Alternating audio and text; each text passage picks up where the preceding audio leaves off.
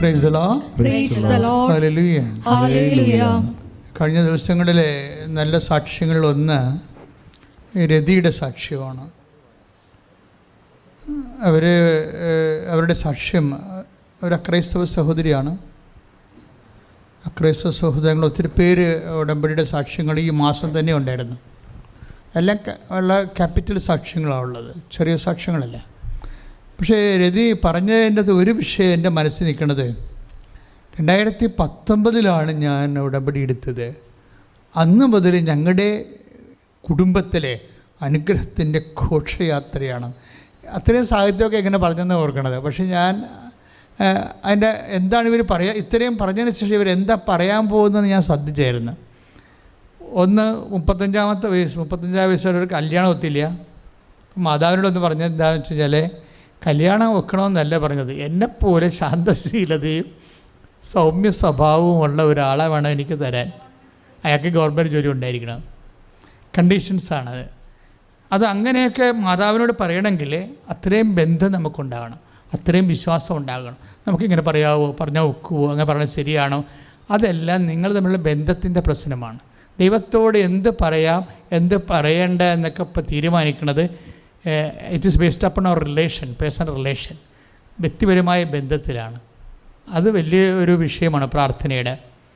പ്രാർത്ഥനയുടെ കാമ്പെന്ന് പറയണത് നിങ്ങളുടെ പേഴ്സണൽ റിലേഷനാണ്. അത് നമ്മൾ വളരെ ശ്രദ്ധയോടുകൂടി ഇങ്ങനെ പരിചരിച്ച് കൊണ്ടുവരേണ്ടതാണ്, ട്രീറ്റ് ചെയ്ത് കൊണ്ടുവരേണ്ടതാണ് പേഴ്സണൽ റിലേഷൻ. ഒന്ന് പ്രാർത്ഥിക്കുക. കർത്താവായ ദൈവമേ, ഉടമ്പടി എടുക്കാൻ പോകുന്നവരും പുതുക്കാൻ പോകുന്നവരും ഈ ധ്യാനം ഏതെല്ലാം സമയത്ത് എവിടെയെല്ലാമോ വെച്ച് ഈ ധ്യാനത്തിലെ ഓൺലൈനായി സംബന്ധിക്കാനിരിക്കുന്നവരും അടിസ്ഥാനപരമായി ദൈവവുമായി വ്യക്തിപരമായ ഒരു ബന്ധവും ആ ബന്ധത്തിന്റെ ഭാഗമായ ഒരു വിശ്വാസവും ഉണ്ടാകുന്നതിനായി ഞങ്ങളെ അഭിഷേകം ചെയ്യണം. ഞങ്ങളെ അഭിഷേകം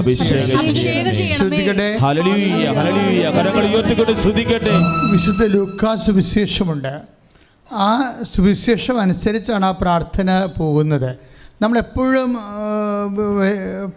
ചിന്തിക്കേണ്ട ഒരു കാര്യം, നമ്മളെന്ത് പ്രാർത്ഥിക്കുന്നു എന്നുള്ളതല്ല, ആ പ്രാർത്ഥന വിസിബിളാണോ എന്ന് മാത്രമാണ്, വചനാധിഷ്ഠിതമാണോ, അതാണ് വിഷയം.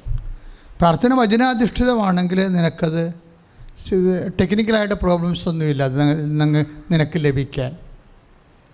എന്താണ് വചനം? എന്താ അതിൻ്റെ അത്? ലുക്ക 11:11 രതിയുടെ പ്രാർത്ഥനയിലെ വചനം എന്താ? ലുക്ക 11:11 മകൻ മീൻ ചോദിച്ചാൽ പകരം പാമ്പിനെ കൊടുക്കുമോ? അതായത് ഇല്ലെന്നാണ്. മീൻ ചോദിച്ചാൽ മീൻ തന്നെ കൊടുക്കുമെന്നാണ്. അതാണ് വിഷയം. അത് വചനാധിഷ്ഠിതമാണ്, അല്ലാതെ അഹങ്കാരമോ തോന്നിവാസമോ അല്ല. അവരുടെ ആവശ്യമാണ്, അവിടെ ആവശ്യമാണത്. അവർ നിഷ്കളങ്കമായി ചോദിച്ച ഒരു ആവശ്യമാണ്. അതിൻ്റെ അകത്ത് കളങ്കമൊന്നുമില്ല. ആവശ്യങ്ങളിൽ കളങ്കം വരരുത്. ഇപ്പം രതി നിഷ്കളങ്കമായി ചോദിച്ചാൽ ഞാനതിനൊരു പോസ്റ്റ്മോർട്ടം ചെയ്യണം ആ പ്രാർത്ഥനയെ. അതായത് അവളെന്താ പറഞ്ഞത്? എനിക്ക് 35 വയസ്സായി. 35 വയസ്സാകുമ്പോൾ നമുക്കറിയാമല്ലോ, ഒരു റിസ്ക്കാണ്. കല്യാണം അവിടെ പോലെ റിസ്ക്കായി തുടങ്ങും.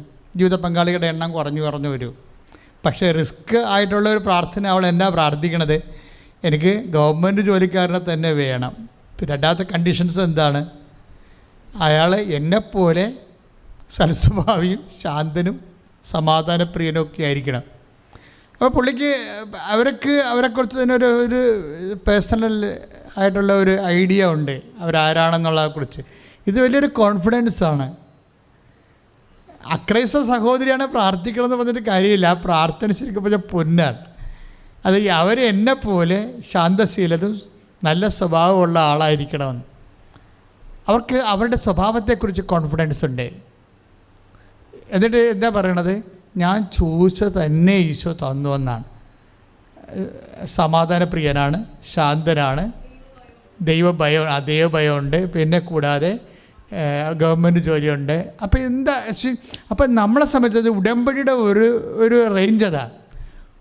പക്ഷേ ഇതെല്ലാം ഇപ്പോൾ ഗവൺമെൻറ്റിൽ നമ്മളൊരു ആപ്ലിക്കേഷൻ വെക്കണമെങ്കിൽ ഗവൺമെൻറ് തഹസിൽദാരായാലും ശരി ആരായാലും നമ്മളോട് ചോദിക്കുന്നത് സ്കീം വരട്ടെ എന്നേ പറയത്തുള്ളൂ. അതിൻ്റെ സ്കീം ഉണ്ടോ എന്ന് നോക്കട്ടെ. സ്കീം ഇല്ലെങ്കിൽ ഒന്നും ചെയ്യാൻ പറ്റത്തില്ല. ഗവൺമെൻറ് സർവൻറ്റ്സിന് ഗവൺമെൻറ് സ്കീം ഇല്ലെങ്കിൽ ഒന്നും ചെയ്യാൻ പറ്റത്തില്ല, അഴിമതിയാവും. ഇതുപോലെ തന്നെ ബിബ്ലിക്കൽ സ്കീമുണ്ട്. ഇവളുടെ രതിയുടെ അപേക്ഷ എന്ന് പറഞ്ഞ സ്കീം അനുസരിച്ചാണ്. എന്താണ് അത്? ലൂക്ക 11:11 എന്താണ്? മകൻ മീൻ ചോദിച്ചാൽ പകരം പാമ്പിനെ കൊടുക്കുമോ? മുട്ട ചോദിച്ചാൽ പകരം തേളിനെ കൊടുക്കുമോ എന്ന് ചോദിച്ചു കഴിഞ്ഞാൽ അർത്ഥം മുട്ട തന്നെ നമ്മൾ ചോദിക്കണത് തന്നെ തരുന്നതിന് ദൈവത്തിന് യാതൊരുവിധ തടസ്സങ്ങളും നിലനിൽക്കുന്നില്ലെന്നാണ്. പക്ഷെ എന്താ പ്രശ്നം? നമ്മൾ ചോദിക്കുന്ന തന്നെ തരുന്നതിന് യാതൊരു തടസ്സവും നിലനിൽക്കുന്നില്ല.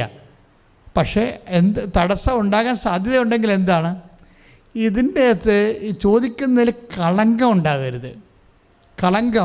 കളങ്കിതമായ ഒരു പ്രാർത്ഥന പ്രാർത്ഥനയ്ക്ക് പലപ്പോഴും വരുന്നൊരു വിഷയം, പ്രാർത്ഥനയ്ക്ക് കളങ്കം വരും. ഞങ്ങളത് ഉടമ്പടി ബ്ലാക്ക് എന്ന് വിളിക്കണതിന്. ബ്ലാക്ക് എന്ന് വെച്ച് കഴിഞ്ഞാൽ സ്വാഭാവികമായ ദൈവത്തിന് കൂടി വിസിബിളായിട്ടുള്ള ഒരു അപേക്ഷയായിരിക്കണം അത്. ഇപ്പം നിങ്ങൾക്ക് 3 നില വീടിന് വേണ്ടി നിങ്ങൾ പ്രാർത്ഥിക്കണമെന്ന് വിചാരിച്ചോ? ഇപ്പോൾ ഇന്നാളെ ഒരു ചേച്ചി സാക്ഷ്യം പറഞ്ഞു, ഇതാണ് ഞാൻ 1 നില വീട് ചോദിച്ചു, കർത്താവ് എനിക്ക് 18 മുറിയുള്ള വീട് തന്നെന്ന് ചോദിച്ചു. അപ്പോൾ ഞാൻ അവരെ പുറത്തിറങ്ങിയപ്പോൾ ഞാൻ ചോദിച്ചു, നിങ്ങൾ ഈ 18 നില കൊണ്ട് എന്നാ കാണിക്കാൻ പോകണമെന്ന് ചോദിച്ചു.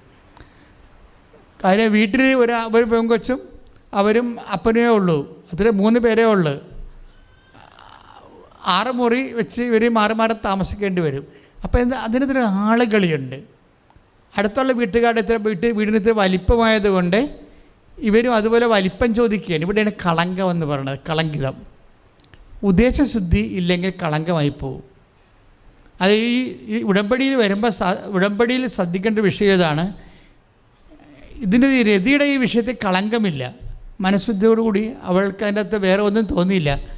അവളെന്നെപ്പോലെ ശാന്തനായ ദൈവഭയമുള്ള ആളെ വേണം, എനിക്ക് സെക്യൂരിറ്റി വേണമെന്നൊക്കെ പറഞ്ഞുള്ള പ്രാർത്ഥനയാണ്. അത് അവളുടെ ഒരു അറിവിൻ്റെ പരിമിതിയാണ്. എല്ലാവരും ഗവൺമെൻറ് ജോലിക്കാരും ചോദിച്ചു കഴിഞ്ഞാൽ പിന്നെ നമ്മൾ 2 മദ്രാസ് സ്റ്റേറ്റ് ഇവിടെ കൂട്ടിയിടേണ്ടി വരുമായിരിക്കും. എല്ലാവർക്കും തന്നെ എല്ലാ ചേച്ചിമാരും ഗവൺമെൻറ് ജോലി ചോദിച്ചാലേ, ഭർത്താക്കന്മാർക്ക് ചോദിച്ചു കഴിഞ്ഞാൽ ഈ മദ്രാസിലുള്ള ഇതും കൂടി സീറ്റ് കൂടി നമുക്ക് തരേണ്ടി വരും. അപ്പോഴേ നമ്മളെപ്പോഴും ശ്രദ്ധിക്കുന്നത് ആ പാവം ശുദ്ധഗതിക്ക് അങ്ങനെ ചോദിച്ചു, പക്ഷേ അതൊരു മാതൃകയാണെന്ന് വെച്ച് കഴിഞ്ഞാൽ മാതൃകയല്ല. കാര്യം ദൈവം നമ്മളെ തീറ്റിപ്പോറ്റുക എന്നുള്ളത് മാത്രമേ ദൈവത്തിന് ഉത്തരവാദിത്തമുള്ളൂ. ഏത് വിധേനയാകണമെന്നുള്ളത് അത് ദൈവത്തിന് നമ്മൾ വിട്ടുകൊടുക്കണം.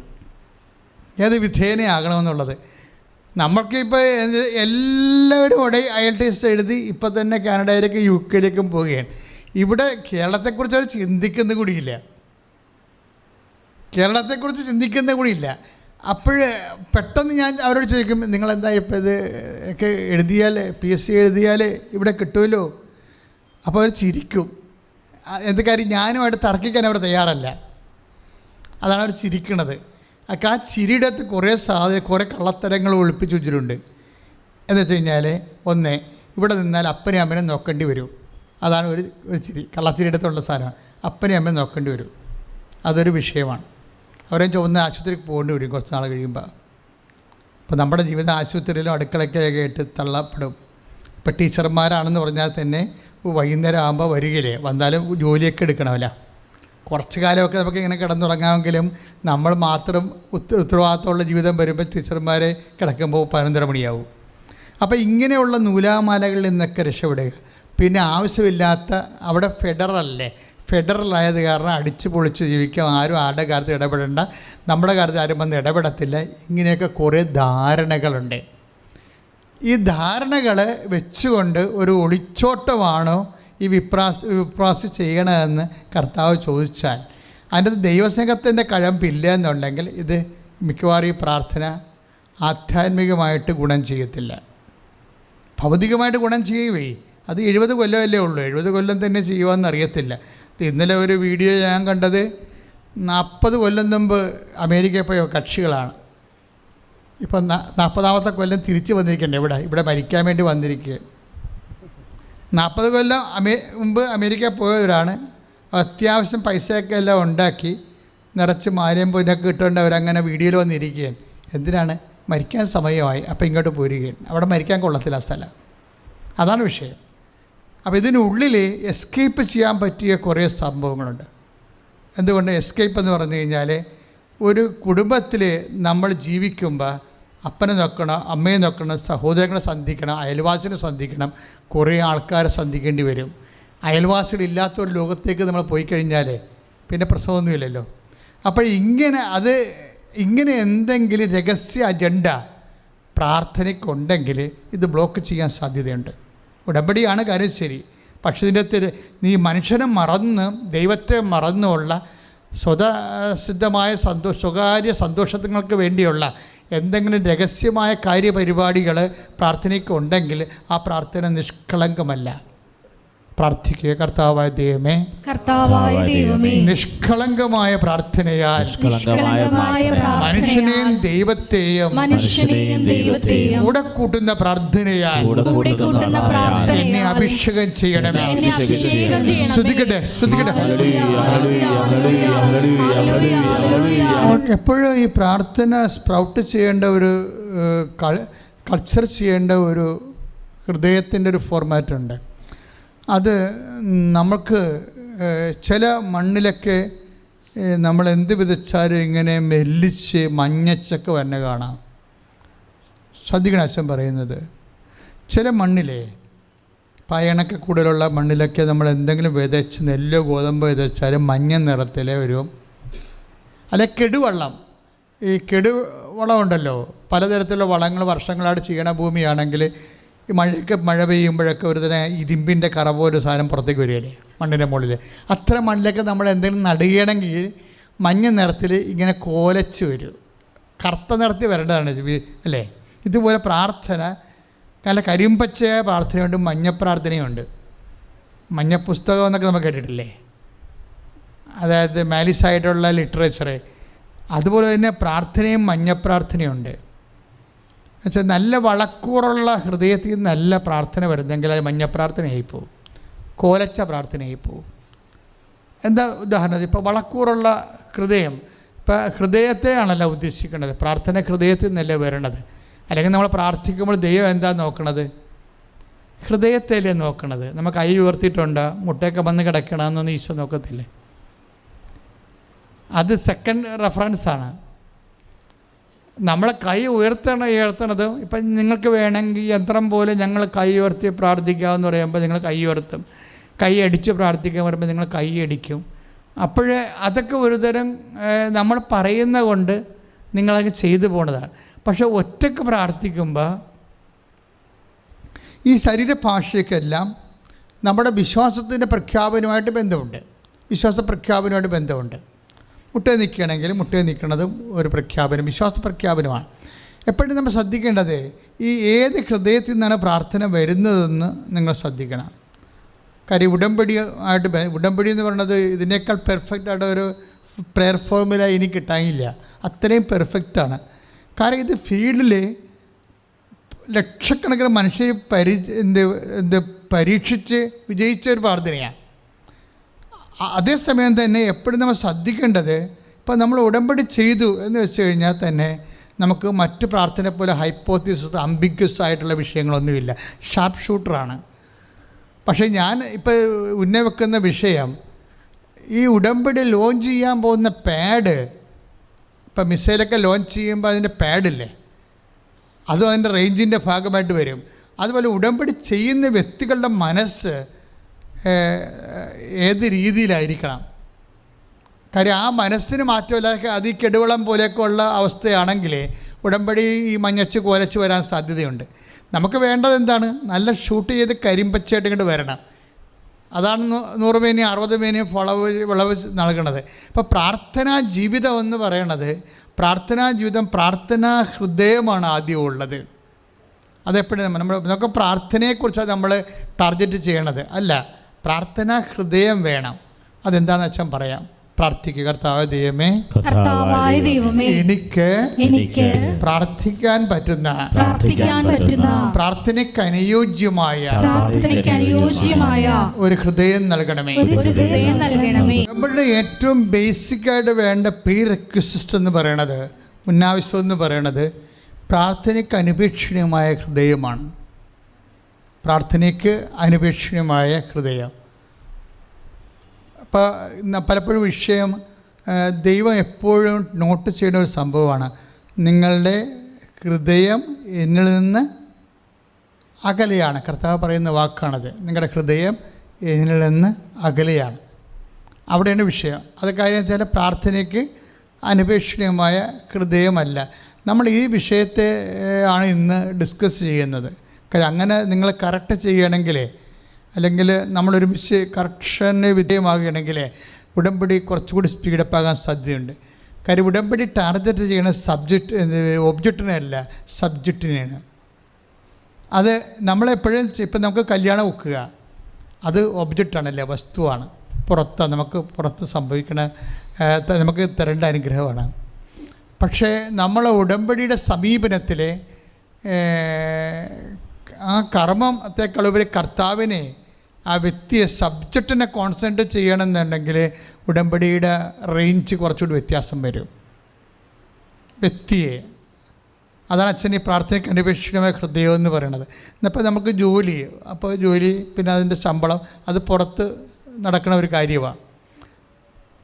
പക്ഷേ ഇതിന് ഈ പ്രാർത്ഥന സ്പീഡപ്പ് ചെയ്യാൻ വൈ ഐ ഷുഡ് ഗീവ്, എന്തുകൊണ്ട് ഞാൻ നിന്നെ അനുഗ്രഹിക്കണം എന്ന് ചോദിക്കുമ്പോൾ ദൈവത്തിന് കുറച്ചുകൂടി എളുപ്പമുള്ള ഒരു ഹൃദയമായി മാറാൻ പ്രത്യേകം നമ്മൾ ഒരു ശ്രദ്ധയുണ്ടാകണത് ഉടമ്പടിയുടെ സ്പീഡ് സഹായിക്കും. പ്രാർത്ഥിക്കുക. കർത്താവ് ദൈവമേ, എൻ്റെ ഹൃദയത്തിലെ വിശ്വാസവും ദൈവസ്നേഹവും പ്രത്യാശയും കൊണ്ട് നിറച്ച് ഉടമ്പടിക്ക് അനുയോജ്യമായ ഒരു ഹൃദയമായി എന്നെ പരിവർത്തനം ചെയ്യിക്കണമേ. എന്നെ പരിവർത്തനം ചെയ്യിക്കണമേ. ശ്രദ്ധിക്കട്ടെ. പരിശുദ്ധ പരമ ദിവ്യകാരുണ്യത്തിന് അതായത് ഇപ്പം ശതാധിപനെ ദൈവം അനുഗ്രഹിക്കണത് എങ്ങനെയാണ്?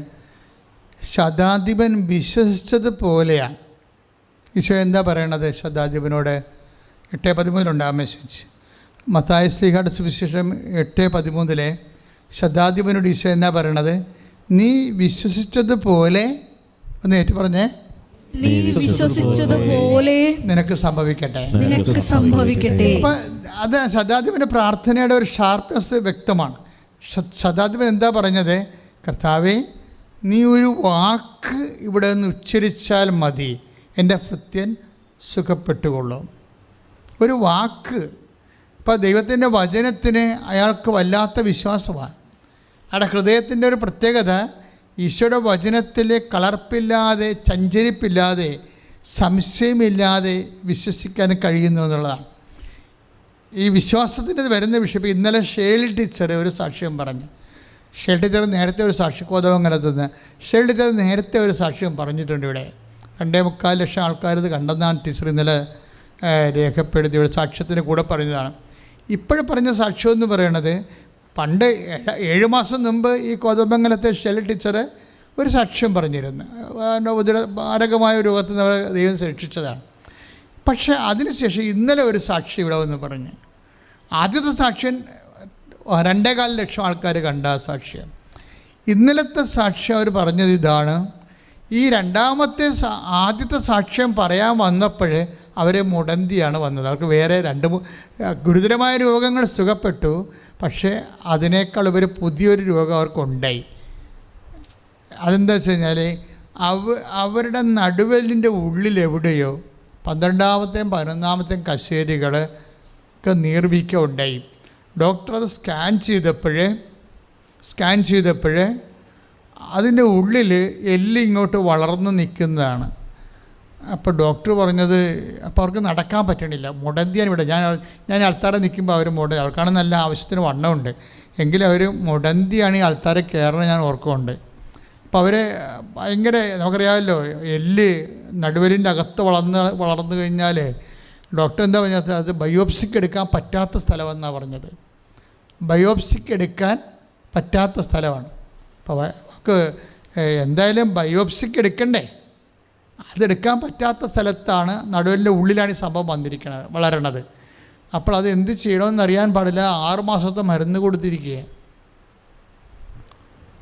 അപ്പോൾ ടീച്ചറിന് എൻ്റെ അടുത്ത് വന്നപ്പോഴേ എന്നോട് പറഞ്ഞു, അച്ഛാ ഇത് ബയോപ്സിക്ക് എടുക്കാൻ പറ്റത്തില്ലെന്നാണ് ഡോക്ടർ പറയണത്.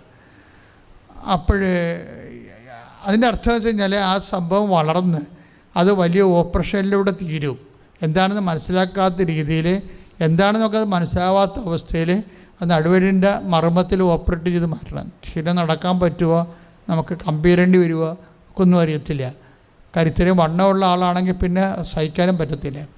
അപ്പോൾ എന്താ വിഷയം? അപ്പോൾ ഞാൻ എന്നാ ചെയ്തെന്ന് കഴിഞ്ഞാൽ, ഞാൻ ഇവിടെ വന്ന് ഈ ടീച്ചറിനെ അവിടെ നിർത്തിയിട്ടുണ്ട്, ഞാൻ മാതാവിൻ്റെ അടുത്ത് വന്ന് മുട്ടയെന്ന് ഞാൻ ഓർക്കുന്നുണ്ട്. മുട്ടയിൽ നിന്നിട്ട് ഞാൻ തിരിച്ച് എന്ന് വെച്ചും സൈത്ത് എടുത്തിട്ട്, അൾത്താറിൽ ഞാൻ ശുശ്രൂഷ ചെയ്യണത് ഉടമ്പടി തൈലവും സൈത്തും കൂടി ചേർത്തിട്ടുള്ള ഓയിലാണ് ആൾക്കാർക്ക് പ്രാർത്ഥനയ്ക്ക് കൊടുക്കുന്നത്. അപ്പം ഞാൻ ടീച്ചറിൻ്റെ തള്ളവിരലില്ലേ, ഞാൻ സൈത്ത് തേച്ച് കൊടുക്കും.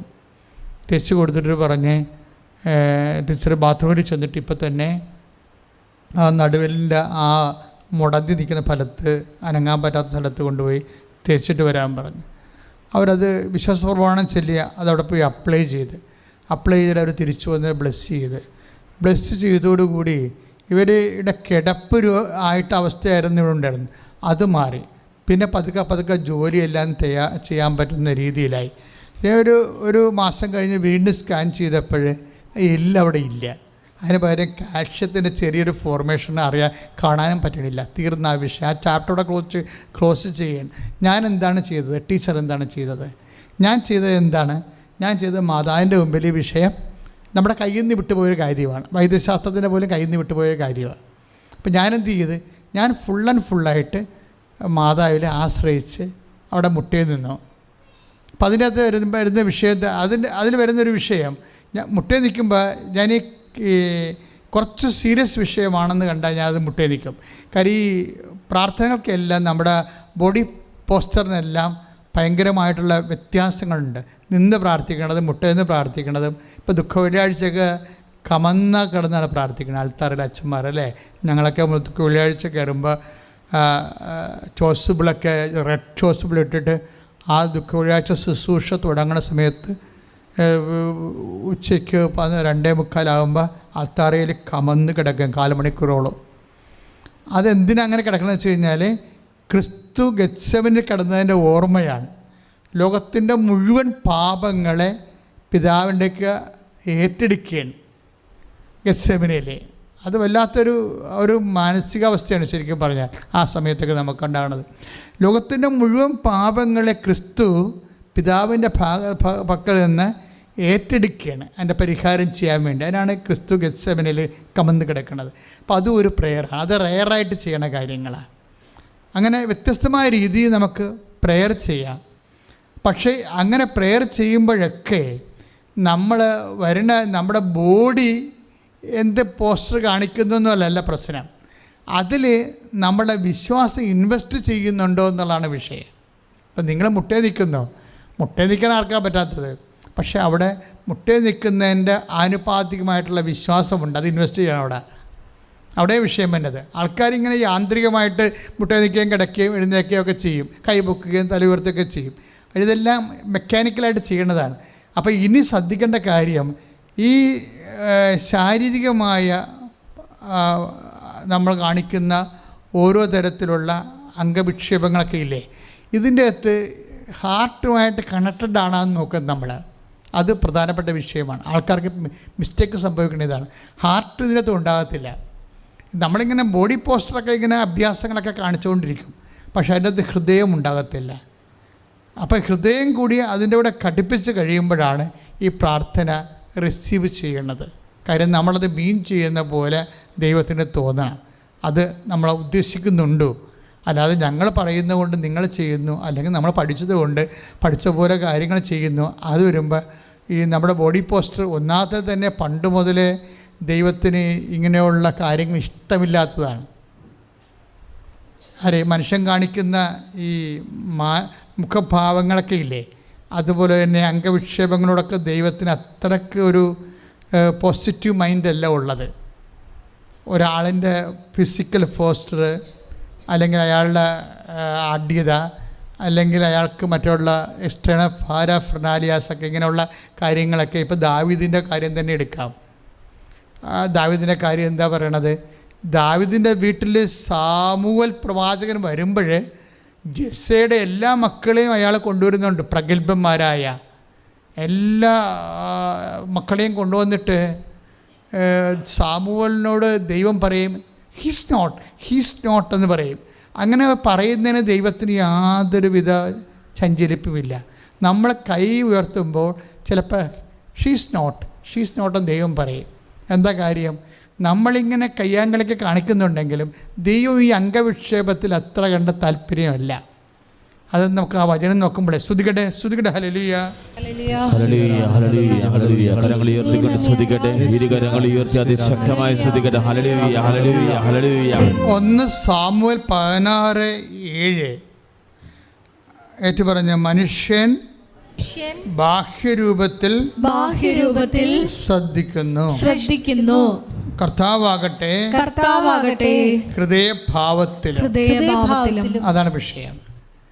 അപ്പം ദൈവം ശ്രദ്ധിക്കുന്നത് ഹൃദയഭാവത്തിലാണ്. ബാഹ്യം ഇപ്പം നമ്മൾ മുട്ടിൽ നിന്നാലും നിരങ്ങിയാലും കമന്ന് കടന്നാലും ഹൃദയത്തിൻ്റെ പൊസിഷനാണെന്ന് പറയുന്നത്. ബോഡി പോസ്റ്ററിനേക്കാൾ ഉപരി ബോഡി പോസ്റ്റർ ഹൃദയവുമായിട്ട് ലിങ്കാണെങ്കിൽ കുഴപ്പമില്ല. പക്ഷേ പലപ്പോഴും പ്രാർത്ഥനയ്ക്ക് വരുന്ന ഒരു പരാജയം ബോഡി പോസ്റ്ററിൽ ഹൃദയവുമായിട്ട് ലിങ്ക് ചെയ്യാറില്ല. ഹൃദയം അതിൻ്റെ വഴിക്ക് പോകും. ജെറമിയ പറഞ്ഞ പോലെ മറ്റെല്ലാ വസ്തുക്കളേക്കാൾ കൗടില്യം പിടിച്ചതാണ് ഹൃദയമെന്ന്. അതായത് ഹൃദയത്തിൻ്റെ വഴിക്ക് പോകും, ബോഡി പോസ്റ്റർ വേറെ വരും. അങ്ങനെ വരരുത്. ഒന്ന് പ്രാർത്ഥിക്കുക. കർത്താവായ ദൈവമേ, എൻ്റെ ശാരീരികമായ പ്രാർത്ഥനയുടെ അടയാളങ്ങളും എൻ്റെ ഹൃദയ വിചാരങ്ങളും ഒന്നായി മാറുവാൻ എന്നെ പുനഃക്രമീകരിക്കണമേ. എൻ്റെ ആധ്യാത്മിക ജീവിതത്തെ പുനഃക്രമീകരിക്കണമേ. ശ്രദ്ധിക്കട്ടെ. സ്തുതിക്കട്ടെ. ഹല്ലേലൂയ. കർത്താവേ, എൻ്റെ ആധ്യാത്മിക ജീവിതത്തെ അങ്ങ് പുനഃക്രമീകരിക്കണമേ കർത്താവേ. ഉടമ്പടിയിൽ അഭിഷേകം ചെയ്യണമേ കർത്താവേ. കരങ്ങൾ ഉയർത്തി സ്തുതിക്കട്ടെ. Hallelujah hallelujah hallelujah hallelujah hallelujah hallelujah hallelujah. യേശുവേ ആരാധന. നിയമാവർത്തന പുസ്തകത്തിൻ്റെ 36 നിയമാവർത്തന പുസ്തകം പിന്നെ പ്രാർത്ഥനയ്ക്ക് വേണ്ട രണ്ടാമത്തെ ഡിസ്പോസിഷനാണ്. നിയമാവർത്തന പുസ്തകം 36. നിന്റെ ദൈവമായ കർത്താവിനെ ഏറ്റുപറഞ്ഞ് നിന്റെ ദൈവമായ കർത്താവിനെ പൂർണ്ണ ഹൃദയത്തോടും പൂർണ്ണ ആത്മാവോടും കൂടെ സ്നേഹിക്കുന്നതിനും അങ്ങനെ നീ ജീവിച്ചിരിക്കുന്നതിന് വേണ്ടി അവിടെ നിന്റെയും നിന്റെ മക്കളുടെയും ഹൃദയ കവാടം തുറക്കട്ടെ. അപ്പോഴ് പൂർണ്ണ ഹൃദയമാണ്. ഇപ്പോൾ ഉടമ്പടി, ഇപ്പോൾ ദൈവത്തോട് അടുത്ത് വരുമ്പോൾ പ്രേയർ പൂർണ്ണ ഹൃദയത്തോടെ വരണം. ഇപ്പോൾ ഉടമ്പടി തന്നെ നിങ്ങൾ പൂർണ്ണ ഹൃദയത്തോടെ എടുക്കാത്തത് കൊണ്ടാണ് ചില ആൾക്കാർക്ക് സാക്ഷ്യം പറയാൻ പറ്റാത്തത്. ഒക്കുവോ? എപ്പോഴും ഞാൻ ഇടക്ക് പറയാറുണ്ട്, പണ്ട് ഇവിടെ ഒരു അച്ഛനുണ്ടായിരുന്നു. അങ്ങേര് ചില ആൾക്കാരോട് ചോദിക്കൂ, ഈ ഉടമ്പടി എടുത്താൽ വല്ലതും കിട്ടുമോ? പുള്ളിക്കറിയത്തില്ല. പുള്ളി വേറെ എവിടെയൊക്കെ പഠിച്ച് തലയിൽ കയറി വന്നിരിക്കുന്ന ആളാണ്. ദൈവത്തോടുള്ള പ്രവർത്തനം, ജനങ്ങളുടെ ഇടയിൽ ദൈവം പ്രവർത്തിക്കുന്നതിനെക്കുറിച്ചൊക്കെ ഒരു ഐഡിയ ഇല്ല. അപ്പോൾ പുള്ളിക്കൂടെ എന്നോട് ചോദിച്ചില്ല. എന്നോട് ചോദിച്ചാൽ ഞാൻ ചുട്ട മറുപടി കൊടുത്തുതരാം. പക്ഷേ ഇവിടെ ചോദിച്ച് നടന്ന ആൾക്കാർ സ്റ്റാഫിനോടൊക്കെ പുള്ളിക്ക് ഉടമ്പടി എടുക്കണം. അതൊക്കെ മുമ്പ് പുള്ളിയുടെ ഒരു തയ്യാറെടുപ്പാണ്. ഉടമ്പടി എടുത്താൽ വല്ലത് ആര് ഇവിടുത്തെ ചാർജുള്ള കക്ഷിയാണ് ചോദിക്കണമെന്ന് മനസ്സിലാക്കണം. കാര്യം പുള്ളി ഇവിടെ വന്നതേ ഉള്ളൂ. അപ്പോൾ ആഴ്ചയിലുള്ള ചില വിഷയം വരുന്നത്. അപ്പോഴേ ഇതുപോലെ പൂർണ്ണ മനസ്സില്ലാതെ ആട്ടക്കാരുണ്ടാകും. ആട്ടക്കാർ ഉടമ്പടി എടുക്കുമ്പോഴാണ് ഉടമ്പടി ആടണത്.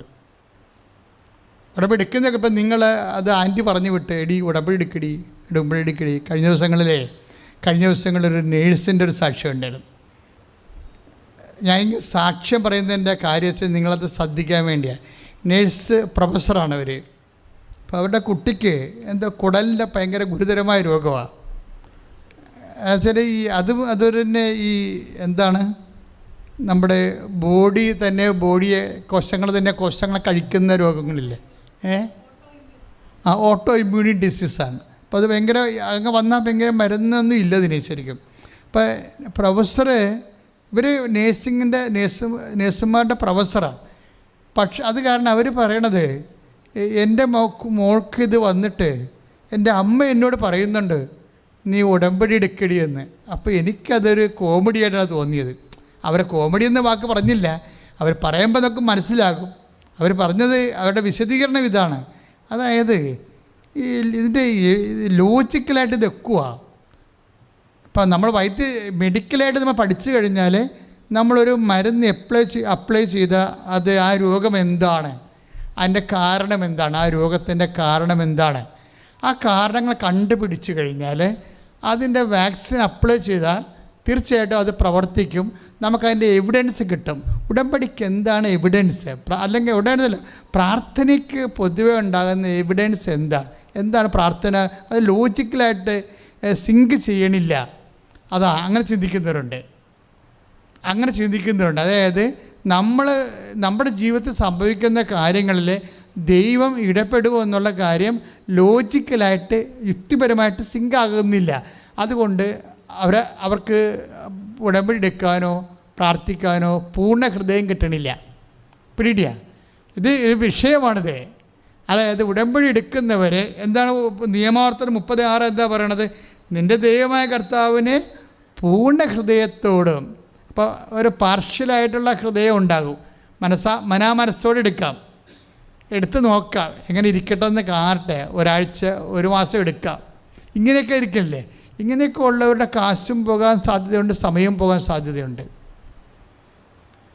കാര്യം എന്താ വെച്ച് കഴിഞ്ഞാൽ അവർ ഏതൊരു ടെസ്റ്റ് കേസാക്കി വെച്ചിരിക്കുകയാണ്. ഞാൻ പറയണത് ഉടമ്പടിക്ക് ഉപ്പ് നോക്കാൻ പറ്റുന്ന ആൾക്കാരെന്നാണ് പറയണത്. ശരി, ഉടുപ്പ് നോക്കാൻ ടെസ്റ്റ് ചെയ്താൽ, ഇങ്ങനെ ടെസ്റ്റ് ചെയ്താൽ അപ്പം തന്നെ ആ ഉടമ്പടി ഫ്ലോപ്പായി. അത് നിങ്ങൾ വളരെ ശ്രദ്ധിക്കേണ്ട വിഷയം. പല ആൾക്കാർക്കും പറ്റിക്കുന്ന അബദ്ധം അതാണ്.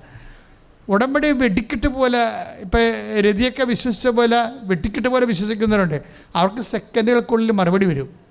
നമ്മുടെ ഈ മറുപടി താമസിക്കാൻ കാരണം നമ്മൾ ആ ഉടമ്പടി ലോഞ്ച് ചെയ്തിരിക്കുന്ന ഒരു മെൻ്റൽ ഫോർമാറ്റ്. അതാണ് ഞാൻ ഹൃദയം എന്ന് പറഞ്ഞതിൻ്റെ കാര്യം. നമ്മുടെ സബ്ജക്റ്റ് ഹൃദയമാണ്. ഇത് എവിടെ നിന്നാണ് ഇത് ലോഞ്ച് ചെയ്ത് പോകണമെന്നുള്ളത് നമ്മൾ ശ്രദ്ധിക്കണം. അപ്പോൾ നേഴ്സിൻ്റെ പ്രശ്നം എന്താ? നേഴ്സ് അവർ ഗൂഗിൾ സെർച്ച് ചെയ്ത് ഈ കുട്ടിയുടെ കുടലിൻ്റെ അകത്തുണ്ടാകുന്ന ഈ രോഗം, അത് ഭക്ഷണം കൊടുക്കാൻ പറ്റണില്ല, വെയിറ്റ് വെക്കണില്ല, കൊച്ച് ക്ഷീണിച്ച് വരുന്നു, പലതരത്തിലുള്ള മരുന്നൊന്നും പിടിക്കണില്ല. അപ്പോൾ അവർ ഇങ്ങനെ ഗൂഗിളിൽ സെർച്ച് ചെയ്ത് 3 മാസം സെർച്ച് ചെയ്തെന്നാണ് പറയണത് അവർ. വെച്ച് കഴിഞ്ഞാൽ ഇതുപോലെ രോഗികൾ വരുമ്പോൾ ഇതിന് എന്താണ് എൻ്റെ മറുപടി? അപ്പോൾ ഗൂഗിളിൽ പല സൈറ്റല്ലേ, പല സൈറ്റിലും ഓരോ ആൾക്കാരോ ഓരോ കാര്യമാണ് പറയണത്. ഇപ്പോൾ ഓരോ യൂണിവേഴ്സിറ്റികൾക്കൊക്കെ ഇതിൻ്റെയൊക്കെ സൈറ്റുകളുണ്ടാകും, റിസർച്ച് സൈറ്റുകളുണ്ട്. അപ്പോൾ ഓരോരുത്തർ ഓരോ കാര്യം പറയും. അപ്പോൾ അതനുസരിച്ചൊക്കെ ഈ കൊച്ചിന് ഭക്ഷണമൊക്കെ ക്രമീകരിച്ച് കൊടുക്കുകയോ ചെയ്തെങ്കിലും അങ്ങനെ 3 മാസം ഇങ്ങനെ ഗൂഗിൾ സെർച്ച് ചെയ്താണ് ഈ കുട്ടിയെ ഇങ്ങനെ ട്രീറ്റ് ചെയ്യുന്നത്. കുട്ടിക്ക് മാറ്റമൊന്നുമില്ല. അവസാനം എന്നാ ചെയ്തെന്ന് വെച്ച് കഴിഞ്ഞാൽ 3 മാസം കൊച്ചിൻ്റെ വഷളായി വരിക.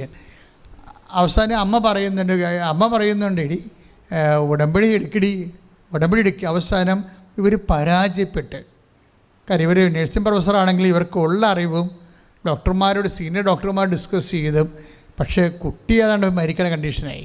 ഇവർ പരാജയപ്പെട്ട് കഴിയുമ്പോൾ ഇവർ വന്ന് ഉടമ്പടി എടുത്തിട്ട് ഈ ഉടമ്പടി തൈലമെടുത്ത് വിശ്വാസപ്രമാണം ചൊല്ലി കുഞ്ഞിൻ്റെ വയറ്റിൽ പുരട്ടും. സിമ്പിളാണ് സംഭവം. ഒരാഴ്ചക്കുള്ളിൽ കുട്ടി ആകപ്പാടെ അങ്ങോട്ട് മാറും. അസുഖം എല്ലാം മാറി മാതാവ് അടിപൊളി കുഞ്ഞായിട്ട് മാറ്റും. ഇതാണ് വിഷയം.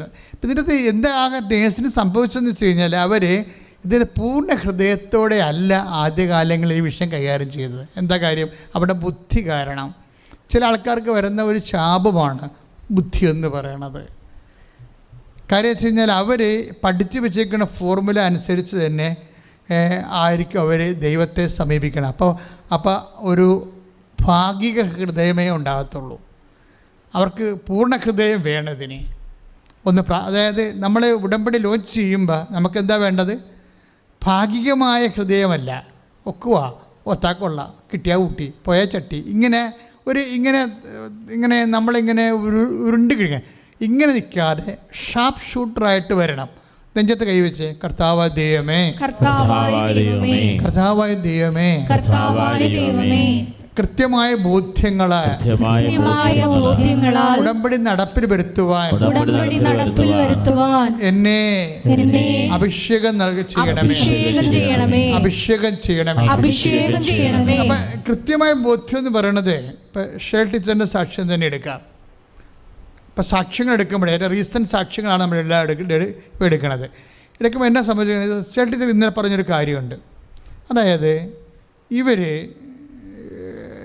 ഇപ്പോൾ ഈ വർഷം റിട്ടയർഡായെന്ന് തോന്നണവർ യൂട്യൂബിൽ ഉടമ്പടി ധ്യാനം ഒരു ധ്യാനം പോലും കളയാതെ എന്ന് കൂടുക മാത്രമല്ല അവർ ഈ സംഭവം ഷെയർ ചെയ്യുക മാത്രമല്ല ഈ ഷെയർ ചെയ്ത ആൾക്കാർ ആ ഉടമ്പടി ധ്യാനം കൂടിയോ ഇല്ലയെന്ന് അവർ ഉറപ്പ് വരുത്തും. That means she's following. അല്ല ഇവിടെ വന്ന് ഉടമ്പടി എടുത്തിട്ട് ഒരു പച്ചത്തിരിയും മേടിച്ച് നീലത്തിരിയും മേടിച്ച് വീട്ടിൽ പോയി പ്രത്യക്ഷിക്കേണ്ട പ്രാർത്ഥനയ്ക്ക് കത്തിച്ച് പ്രാർത്ഥിച്ച് ആ ടാപ്പിനോട് വെച്ച് ക്ലോസ് ചെയ്യല്ല. ഇതിനെ ഫോളോ ചെയ്യേ. ഇപ്പം ആ നടുവെല്ല് മുഴുവൻ വെട്ടിപ്പൊളിക്കേണ്ടതാണ്. അവർ കിടന്നു പോകേണ്ട പാർട്ടിയാണ്. ഇവിടെ വന്ന് ഇന്നലെ മണിമണി പോയി സാക്ഷ്യം പറയണത്. കാര്യം എന്താണ്? അവരൊരു ഷാർപ്പ് ഷൂട്ടറാണ്. അവരിവിടെ ഇപ്പം നമ്മളെന്താ പറഞ്ഞിരിക്കണത്? ഉടമ്പടിയുടെ ബേസ്മെൻ്റ് എന്താണ്? യോഹന്നാൻ 2:5 എന്താണ്? അവൻ പറയണത് പോലെ ചെയ്യുക. അതാണ് സംഭവം. ഇത്രയേ ഉള്ളൂ. അവൻ പറയണ പോലെ ചെയ്യുക എന്ന് വെച്ച് കഴിഞ്ഞാൽ അവൻ എന്താണ് ചെയ്തത് അതാണ് അവൻ പറയണത്. അവൻ്റെ ഒരു പ്രത്യേകത, ഒരു വിഷയം എന്ന് വെച്ച് കഴിഞ്ഞാൽ അവൻ ഒന്ന് പറഞ്ഞിട്ട് ഒന്ന് ചെയ്യണ പരിപാടിയില്ല. അവിടെയാണ് വിഷയം വരുന്നത്. അവൻ ഇപ്പോൾ യോഹന്നാൻ 2:5 എന്താ പറയണത്? അവൻ പറഞ്ഞതുപോലെ ചെയ്യുക. നമ്മൾ അവൻ പറഞ്ഞതുപോലെ ചെയ്തോളാമെന്നാണ് ഉടമ്പടി ചെയ്യണത്. അതാണ് സിമ്പിളാണത്. അവൻ പറഞ്ഞതുപോലെ ചെയ്തോളാം. അവൻ്റെ പറച്ചിൻ്റെ പ്രത്യേകത എന്താ? അവൻ ഒന്ന് പറഞ്ഞിട്ട് വേറെ ഒന്ന് ചെയ്യത്തില്ല. അതാണ് നമ്മൾ ആദ്യമേ പറഞ്ഞത്. ദൈവത്തെക്കുറിച്ച് പഠിക്കുമ്പോൾ നമ്മൾ ആദ്യം എന്താ പറയണത്? ദൈവം താനായിരിക്കുന്നു, അല്ലേ? അശരീരിയായിരിക്കുന്നു, ആദികാരണനായിരിക്കുന്നു. എന്താ വെച്ച് കഴിഞ്ഞാൽ താനായിരിക്കുന്നു നമ്മൾ എന്താ പഠിപ്പിക്കണത്? വേറെ ആരും ഉണ്ടാക്കി വിട്ടതല്ലെന്ന്. അതാണ് താനായിരിക്കുന്നു, വേറെ ആരും നിർമ്മിച്ചതല്ലെന്ന്. താനായിരിക്കുന്നു. പിന്നെ എന്താണ്? ആദികാരണമായിരിക്കുന്നു എല്ലാത്തിനും. പിന്നെ അശരീരിയായിരിക്കുന്നു. ഇപ്പം ഇതിൻ്റെ അകത്ത് വന്നിരിക്കുന്ന സംഭവം അവസാനം ഒരു വാക്കുണ്ട്: വഞ്ചിക്കാനോ വഞ്ചിക്കപ്പെടാനോ സാധ്യതയില്ലാത്തവനാകുന്നു. ദൈവത്തിൻ്റെ ലക്ഷണം നമ്മൾ പറഞ്ഞില്ലേ? ബേസിക് കാറ്റഗിസത്തിൽ എന്താ പറയണത്? നാലാമത്തെ ദൈവത്തിൻ്റെ ലക്ഷണം എന്താണ്? വഞ്ചിക്കാനോ വഞ്ചിക്കപ്പെടാനോ എന്ന് പറഞ്ഞേ. വഞ്ചിക്കാനോ വഞ്ചിക്കപ്പെടാനോ സാധ്യതയില്ലാത്തവനാകുന്നു. ഈ മനുഷ്യൻ്റെ ഒരു സാധ്യത അതാണ്. വഞ്ചിക്കാനും പറ്റും, വഞ്ചിക്കപ്പെടാനും പറ്റും. ഇവിടെ വിഷയം എന്താ കാര്യം? ഒന്ന് പറഞ്ഞിട്ട് വേറെ ഒന്ന് ചെയ്യും. ഇപ്പം നിങ്ങൾ എന്നോട് ഇവിടെ ഉടമ്പടി എടുത്തിട്ടാണ് പോണതെന്നുണ്ടെങ്കിൽ വീട്ടിൽ ചെല്ലുമ്പോൾ വേറെ ഒന്നായിരിക്കും ചെയ്യാൻ പോണത്. അവിടെയാണ് പറയുക വഞ്ചിക്കപ്പെട്ടു.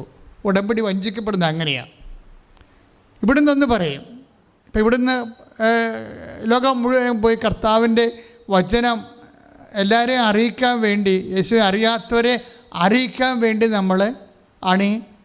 നമ്മൾ പ്രേക്ഷിത പ്രവർത്തനങ്ങൾ ചെയ്യണത്. അതിന് ഏറ്റവും ഉടമ്പടി അത്ഭുതങ്ങളുള്ളത് 10, 100, 120 അത്ഭുതങ്ങളുള്ളത് കൃപാസനം പത്രത്തിലാണ്. അത് പ്രൂവണായിട്ടുള്ളൊരു കാര്യമാണ്. അതായത് ടീച്ചർ തന്നെ പറയണത്, ഞാൻ എല്ലാ ദിവസവും കൃപാസനം പത്രം വാങ്ങി വിതരണം ചെയ്ത്, ചുമ്മാ അല്ല ഈ വെട്ടിപ്പൊളിച്ച് നടുവ് കണ്ടിച്ചിടേണ്ട കിടക്കേണ്ട ആളാണ് എഴുന്നേറ്റ് നടക്കാൻ. കാരണം എന്ന് വെച്ച് കഴിഞ്ഞാൽ അവർ ദൈവത്തോട് കൃത്യമാണ് ആ കാര്യത്തിലെ പ്രേക്ഷിത പ്രവർത്തനത്തിൻ്റെ കാര്യത്തിൽ. നിങ്ങളെ ചിലർ വിചാരിക്കുവേ എന്നാൽ പിന്നെ ആരെങ്കിലും കൊണ്ട് കുടിപ്പിക്കാം. ചില ആൾക്കാർ പത്രം വേറെ ആൾക്കാരെ കൊണ്ട് കുടിപ്പിക്കത്തില്ലേ, അവർക്ക് പോകാനുള്ള സമയമില്ലെന്നാണ് പറയണത്. പക്ഷേ അതല്ല വിഷയം, അവർക്ക് ഒരാക്ഷേപമാണ് പത്രം കൊടുക്കുക. പ്രേക്ഷിത പ്രവർത്തനത്തെക്കുറിച്ച് അവർക്ക് ചിലപ്പോൾ ആക്ഷേപം വരും. അപ്പോൾ ആക്ഷേപം വരുന്നത് കൊണ്ടാണ് നമുക്ക് പ്രേക്ഷിത പ്രവർത്തനം ഹാഫ് മൈൻഡ്, അവിടെ പൂർണ്ണ ഹൃദയം വരത്തില്ല. നിങ്ങൾ തന്നെയല്ല സന്തോഷത്തോടെ ഇത് ചെയ്യുന്നില്ലെങ്കിൽ അവിടെ പൂർണ്ണ ഹൃദയം ഉണ്ടാകത്തില്ല. പ്രാർത്ഥിക്കുക, കർത്താവായ ദൈവമേ, പൂർണ്ണ ഹൃദയത്തോടെ കർത്താവിന്റെ വേല ചെയ്യാൻ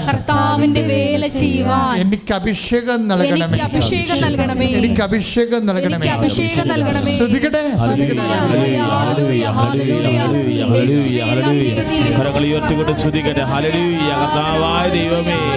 ഉടമ്പടിയിലായിരിക്കുന്ന ഓരോ മക്കളെയും കർത്താവേ പരിശുദ്ധാത്മാവിൽ അഭിഷേകം ചെയ്യണമേ.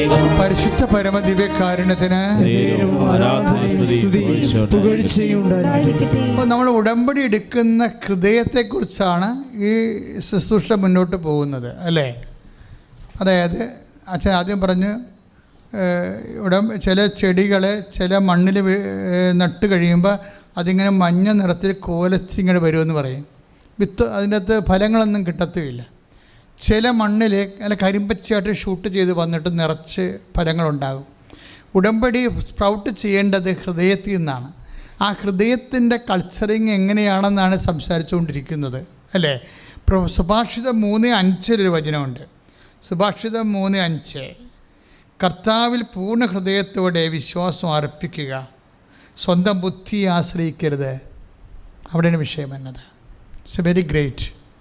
സുഭാഷിതം 3:5 ഏറ്റു പറഞ്ഞ് കർത്താവിൽ പൂർണ്ണ ഹൃദയത്തോടെ വിശ്വാസം അർപ്പിക്കുക, സ്വന്തം ബുദ്ധിയെ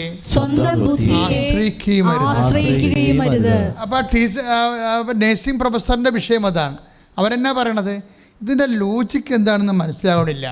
നമ്മൾ എണ്ണ തേച്ചാൽ എങ്ങനെയാണ് കുട്ടിയുടെ ഈ ഓട്ടോ ഇമ്മ്യൂണിറ്റി ഡിസീസ് സുഖപ്പെടുന്നത്? അതിൻ്റെ ലോജിക്ക് എന്താണ്? അതാണ് സംഭവം. അവരെന്താ ഉപയോഗിച്ചത്? അവരുടെ ബുദ്ധിയാണ് അവിടെ ഉപയോഗിച്ചിരിക്കുന്നത്, അല്ലേ? അവരുടെ ബുദ്ധിയാണ്, അവർ പഠിച്ച ശാസ്ത്രമാണ് ഉപയോഗിച്ചിരിക്കുന്നത്. നമ്മൾ പഠിച്ച ശാസ്ത്രമല്ല ഇവിടെ ഉപയോഗിക്കുന്നത്. ഇവിടെ ഉപയോഗിക്കുന്നത് ഹൃദയമാണ്. എങ്ങനെയുള്ള ഹൃദയമാണ്? റോമ 9:10 ഹൃദയമാണ്. റോമ 9:10 എന്താ അത്? യേശു കർത്താവാണെന്ന് റോമ 10:9 ഹൃദയമാണ് നമ്മൾ ഉപയോഗിക്കുന്നത്. എന്താണ്? സ്വന്തം ബുദ്ധിയല്ല. സുഭാഷിതം 3:5 പറഞ്ഞത് എന്താണ്? സ്വന്തം ബുദ്ധിയല്ല നമ്മൾ ആശ്രയിക്കണത്. പിന്നെ എന്താണ് ആശ്രയിക്കണത്? പൂർണ്ണ ഹൃദയം എന്ന് പറയുമ്പോൾ റോമ 10:9 ഹൃദയമാണ്. എന്താണത്? യേശു കർത്താവാണെന്ന് ഹൃദയത്തിൽ വിശ്വസിക്കും. Price the Lord. ഒന്ന് പറഞ്ഞേ, യേശു കർത്താവാണെന്ന് ഹൃദയത്തിൽ വിശ്വസിക്കണം. രണ്ടാമത് എന്താണ്? ദൈവം അവനെ മരിച്ചവരിൽ നിന്ന് ഉയർപ്പിച്ചെന്ന് അധരം കൊണ്ട് ഏറ്റു പറയണം. Price the Lord. Price the Lord. ഒന്ന് പറഞ്ഞേ, ദൈവം അവനെ മരിച്ചവരിൽ നിന്ന് ഉയർപ്പിച്ചെന്ന് അധരം കൊണ്ട് ഏറ്റു പറയണം. ഇതാണ് ഇതിൻ്റെ ലോജിക്ക്. അല്ലാതെ ഫിസിക്കൽ സയൻസ് അല്ലെങ്കിൽ മെഡിക്കൽ സയൻസ് അല്ല ഇതിൻ്റെ ലോജിക്ക്. ഉടമ്പടി തൈലം തേച്ച ഉടനെ ആ കുട്ടി സുഖപ്പെട്ടെന്ന് നേഴ്സിംഗ് പ്രൊഫസർ പറയണത്, ഞാൻ സൈത്ത് കൊടുത്തപ്പോൾ ബാത്റൂമിൽ പോയി പ്രാർത്ഥിച്ചിട്ട് നടുവലിൽ പുരട്ടിയിട്ട് വരാൻ തിരിച്ചു വരുമ്പോൾ ആ സ്കാൻ ചെയ്യുമ്പോൾ അത് എല്ല് ഉന്തിയ ഭാഗം കാണാനില്ലാതിരിക്കണതെല്ലാം അതിൻ്റെ ലോജിക്ക് എന്താണ്? അതിൻ്റെ ലോജിക്ക്, അതിനൊരു സ്പിരിച്വൽ ലോജിക്കുണ്ട്. അതിൻ്റെ ലോജിക്ക് എന്ന് പറഞ്ഞാൽ എന്താണ്? റോമ 10:9 എന്താണ്? യേശുവാണ് കർത്താവ്. ഒന്ന് പറഞ്ഞേ, ദൈവം അവനെ മരിച്ചവരിൽ നിന്ന് ഉയർപ്പിച്ചു.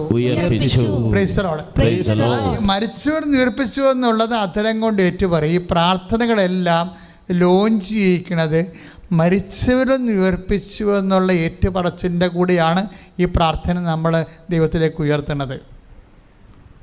എല്ലാ പ്രാർത്ഥനയും അതായത് നമ്മുടെ എല്ലാ പ്രാർത്ഥനയ്ക്കും ജീവൻ നൽകുന്നത് യേശുവിൻ്റെ ഉയർപ്പാണ്. നിങ്ങളത് ചിന്തിക്കണം. പ്രാർത്ഥിക്കുമ്പോൾ നിങ്ങൾ ഓർക്കണം, എൻ്റെ ഈ പ്രാർത്ഥന കേൾക്കാൻ കാരണം യേശുക്രിസ്തു ഉയർത്തെഴുന്നേറ്റത് കൊണ്ടാണെന്ന്. മനസ്സിലായില്ലേ? അതിൻ്റെ ടെക്നിക്കാലിറ്റി അതാണ്. എന്ന് വെച്ച് കഴിഞ്ഞാൽ അത് 10:9 ഞാനീ പ്രാർത്ഥിക്കുമ്പോൾ അധരം കൊണ്ട് ഏറ്റുപറയുകയല്ലേ. ഞാൻ അധരം കൊണ്ട് പ്രാർത്ഥിക്കുന്നത് എന്താണ്? അധരം കൊണ്ട് ഏറ്റുപറയുകയാണ്. അധരം കൊണ്ട് എന്താണ് ഏറ്റുപറയണത്? ദൈവം 10:9 അനുസരിച്ച് കൊണ്ട്, റോമ 10:9 അനുസരിച്ച് കൊണ്ട് അധരം കൊണ്ട് നീ ഏറ്റുപറയുമ്പോൾ രക്ഷ പ്രാപിക്കണത്, ക്രിസ്തുവിനെ പ്രാപിക്കണത് എന്തുകൊണ്ടാണ്? ദൈവം അവനെ മരിച്ചവരിൽ നിന്ന് ഉയർപ്പിച്ചുവെന്നാണ്. ഇത് ആണ് പ്രാർത്ഥനയുടെ ജീവൻ എന്ന് പറയണത്. ക്രിസ്ത്യൻ പ്രെയർ എന്ന് വെച്ച് കഴിഞ്ഞാൽ അതിൻ്റെ അർത്ഥം അത് യേശുക്രിസ്തുവിൻ്റെ പുനരുത്ഥാനത്തുമായിട്ട് കണക്റ്റഡാണ്. വേറെ ഒന്നുമായിട്ട് കണക്റ്റഡ് കാര്യമില്ല. കാര്യം ഇത് നിത്യത വരെ അത് പോയിക്കൊള്ളൂ, നിത്യത വരെ അത് പോയിക്കൊള്ളും. ഇപ്പം നമുക്ക് നെപ്റ്റ്യൂണിൽ പോകണം, അല്ലെങ്കിൽ നമ്മുടെ ഈ മിൽക്കി വേ എന്ന് പറയുന്ന ക്ഷീരപഥത്തിൻ്റെ അപ്പുറത്തും ക്ഷീരപഥങ്ങളുണ്ടെന്ന് പറയാം. പക്ഷെ നമുക്ക് പോകാൻ സംവിധാനങ്ങളില്ല, അല്ലേ? ഗ്രഹങ്ങളിപ്പോൾ ചൊവ്വയിൽ വരെ നമ്മൾ പോയിട്ടുണ്ട്.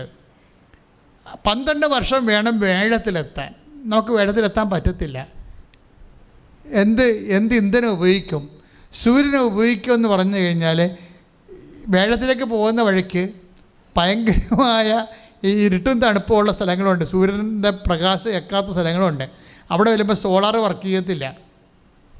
ഇവർ സോളാർ വെച്ചാണല്ലോ സൂര്യൻ്റെ പ്രകാശത്തെ ഇന്ധനമാക്കിയാണ് എല്ലാ ചൊവ്വയിലൊക്കെ പോണത്, ചൊവ്വയിലൊക്കെ യന്ത്രം കൊണ്ട് പോണത്.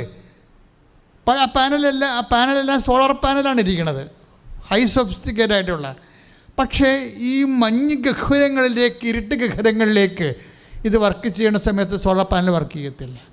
അപ്പോൾ നമുക്ക് മറ്റ് ഗ്രഹങ്ങളിലേക്ക് പോകണത് ഇപ്പം നടക്കത്തില്ല, പുതിയ എന്തെങ്കിലും കണ്ടുപിടിക്കേണ്ടി വരും എന്ന് പറഞ്ഞു പോയാൽ. പക്ഷേ അതുപോലെ തന്നെയാണ് ഈ പ്രെയറിൻ്റെ പ്രശ്നം. പ്രെയർ ഒരു ടൈം കഴിഞ്ഞാൽ അവൻ തളർന്ന് വളഞ്ഞ് കുത്താൻ കാര്യം എന്താ? ഇപ്പം നമ്മളൊരു സംഭവം, ഒരു റോക്കറ്റ്, എന്തെങ്കിലും സാധനങ്ങൾ, ബാണമോ എന്തെങ്കിലും വിട്ട് കഴിഞ്ഞാൽ അല്ലെങ്കിൽ ഒരു കല്ല് തന്നെ എറിഞ്ഞു കഴിഞ്ഞാൽ ഒരു ടൈം ആ ഭൂമിയുടെ പിടുത്തം കഴിയുമ്പോൾ ഇവൻ്റെ നമ്മൾ എറിയുന്ന ആ ശക്തി കഴിഞ്ഞാൽ പിന്നെ ഇവൻ വളഞ്ഞ് താഴേക്ക് തന്നെ കാണാം. ചില പ്രാർത്ഥനകൾ വളഞ്ഞ് താഴേക്ക് വരുന്നുണ്ട്. അതിൻ്റെ കാരണം വെച്ച് കഴിഞ്ഞാൽ പുനരുത്ഥാനത്തിൻ്റെ ശക്തി അവിടെ പ്രഘോഷിക്കപ്പെടാത്തത് കൊണ്ടാണ്. നമ്മൾ ഉയർപ്പൊക്കെ കഴിഞ്ഞിരിക്കുന്ന ആൾക്കാരാണല്ലേ. ഉയർപ്പൊക്കെ കഴിഞ്ഞ് വെടിയും വാഴൊക്കെ പൊട്ടിച്ച് കർത്തായം പൊക്കിക്കൊണ്ടൊക്കെ വന്ന് എന്തൊക്കെയാണ് പുത്തുക്കുടയൊക്കെ കറക്കിക്കൊണ്ടെന്നൊക്കെ വെച്ച് നമ്മൾ തൊട്ടുമുത്തി നേർച്ചൊക്കെ ഇട്ട് വന്നിരിക്കുകയാണ്. പക്ഷേ ഇത് അതിന് അനുഷ്ഠാന രൂപങ്ങളാണ്. ഈ അനുഷ്ഠാന രൂപത്തെ അർത്ഥവത്താക്കുന്നത് ഇതിൻ്റെ ആത്മാർത്ഥമായിട്ടുള്ള ഈ വിഷയത്തിൻ്റെ ഹൃദയത്തിൻ്റെ അംഗീകാരമാണ്. എന്താണ്? ഓരോ പ്രാർത്ഥനയും ലോഞ്ച് ചെയ്യിക്കേണ്ടത് 10:9 അനുസരിച്ചുകൊണ്ടാണ്. എന്താണ് 10:9? എന്താ പറയണത്? യേശു കർത്താവാണെന്ന് ഹൃദയത്തിൽ വിശ്വസിക്കണം. യേശു കർത്താവാണ്. യേശു കർത്താവാണെന്ന് വിശ്വസിക്കുന്നത് എന്താ കുഴപ്പമെന്ന് വെച്ച് കഴിഞ്ഞാൽ, ഇപ്പോൾ ഷെൽ ടീച്ചറിൻ്റെ നടുവിൽ അസ്ഥി വളർന്നു വരുന്നു, അതുകൊണ്ട് അവർക്ക് അനങ്ങാൻ പാടില്ല. അവരുടെ ബോഡി വെയ്റ്റ് ഭയങ്കരമാണ്. അപ്പോൾ അതുകൊണ്ട് അത് രക്ഷപ്പെടുമെന്ന് ഇവിടുന്ന് രക്ഷപ്പെടത്തില്ല. ഇത് വെട്ടിപ്പൊളന്നേ അവസാനിക്കത്തുള്ളൂ. പൊളന്നാൽ തന്നെ രക്ഷപ്പെടുമെന്ന് നമുക്ക് ഉറപ്പില്ലാത്തൊരു കേസാണ്. അപ്പോൾ ഞാൻ എന്ത് ചെയ്ത്, ഞാൻ മുട്ടയിൽ നിന്ന് വന്ന് മാതാവിൻ്റെ അടുത്ത്, മാതാവ് ടീച്ചറിനെ രക്ഷപ്പെടുത്തണം. ടീച്ചറെ രക്ഷപ്പെടുത്താൻ വേണ്ടി എനിക്ക് മാതാവിനോട് പറയാൻ വേണ്ടി കുറച്ച് കാര്യങ്ങളുണ്ട്. ടീച്ചർ നല്ലൊരു പ്രേക്ഷിതയാണ്, അതാണ് വിഷയം. ഇവർ രക്ഷപ്പെട്ടാൽ മാതാവിന് വല്ല ഗുണമുണ്ടാകണ്ടേ ദൈവത്തിന്? പല ആൾക്കാരും രക്ഷപ്പെടുത്തിയാൽ ദൈവത്തിന് ദോഷമേ ഉണ്ടാകത്തുള്ളൂ. അവിടെയാണ് ഒരു അത് പ്രശ്നമാണ്. അത് നിങ്ങളൊന്ന് ആത്മശോധന ചെയ്യേണ്ടതാണ്. നിങ്ങൾ രക്ഷപ്പെട്ടാൽ ദൈവത്തിന് വല്ല ഗുണവും ഉണ്ടാകുമോ? വിശ്വാസമില്ലാത്തവർക്ക് വിശ്വാസം നിങ്ങൾ പകർന്നു കൊടുക്കുമോ? അതൊരു ചോദ്യമാണ്. ഞാൻ ടീച്ചറിൻ്റെ മുമ്പിൽ മുട്ടുകുത്തുമ്പോൾ ഞാൻ പറഞ്ഞു ടീച്ചറിനെ രക്ഷപ്പെടുത്തണം. എന്താ കാര്യം? ഇവർ നല്ല പ്രേക്ഷിതയാണ്. കർത്താവിനോട് ഇങ്ങനെ അവരുടെ ഗ്രൗണ്ട് വെച്ച് സംസാരിക്കുന്നത് എപ്പോഴും നല്ലതായിരിക്കും. അവരുടെ ഗ്രൗണ്ട് നിങ്ങളുടെ കലിബർ എന്ന് പറയണത് നിങ്ങളുടെ പ്രാർത്ഥന ലോഞ്ച് ചെയ്യണതിൻ്റെ അത് രണ്ടാമത്തെ ഘടകം നിങ്ങളുടെ വിശ്വാസ ജീവിതമാണ്. നിങ്ങളുടെ പ്രാർത്ഥന ഷൂട്ടപ്പ് ചെയ്ത് പോകണമെങ്കിൽ രണ്ടാമത്തെ ഘടകം ഞാൻ ടീച്ചറിനോട് ഈശോയോട് പറഞ്ഞത് അവർ നല്ല പ്രേക്ഷിതയാണെന്നാണ് പറഞ്ഞത്.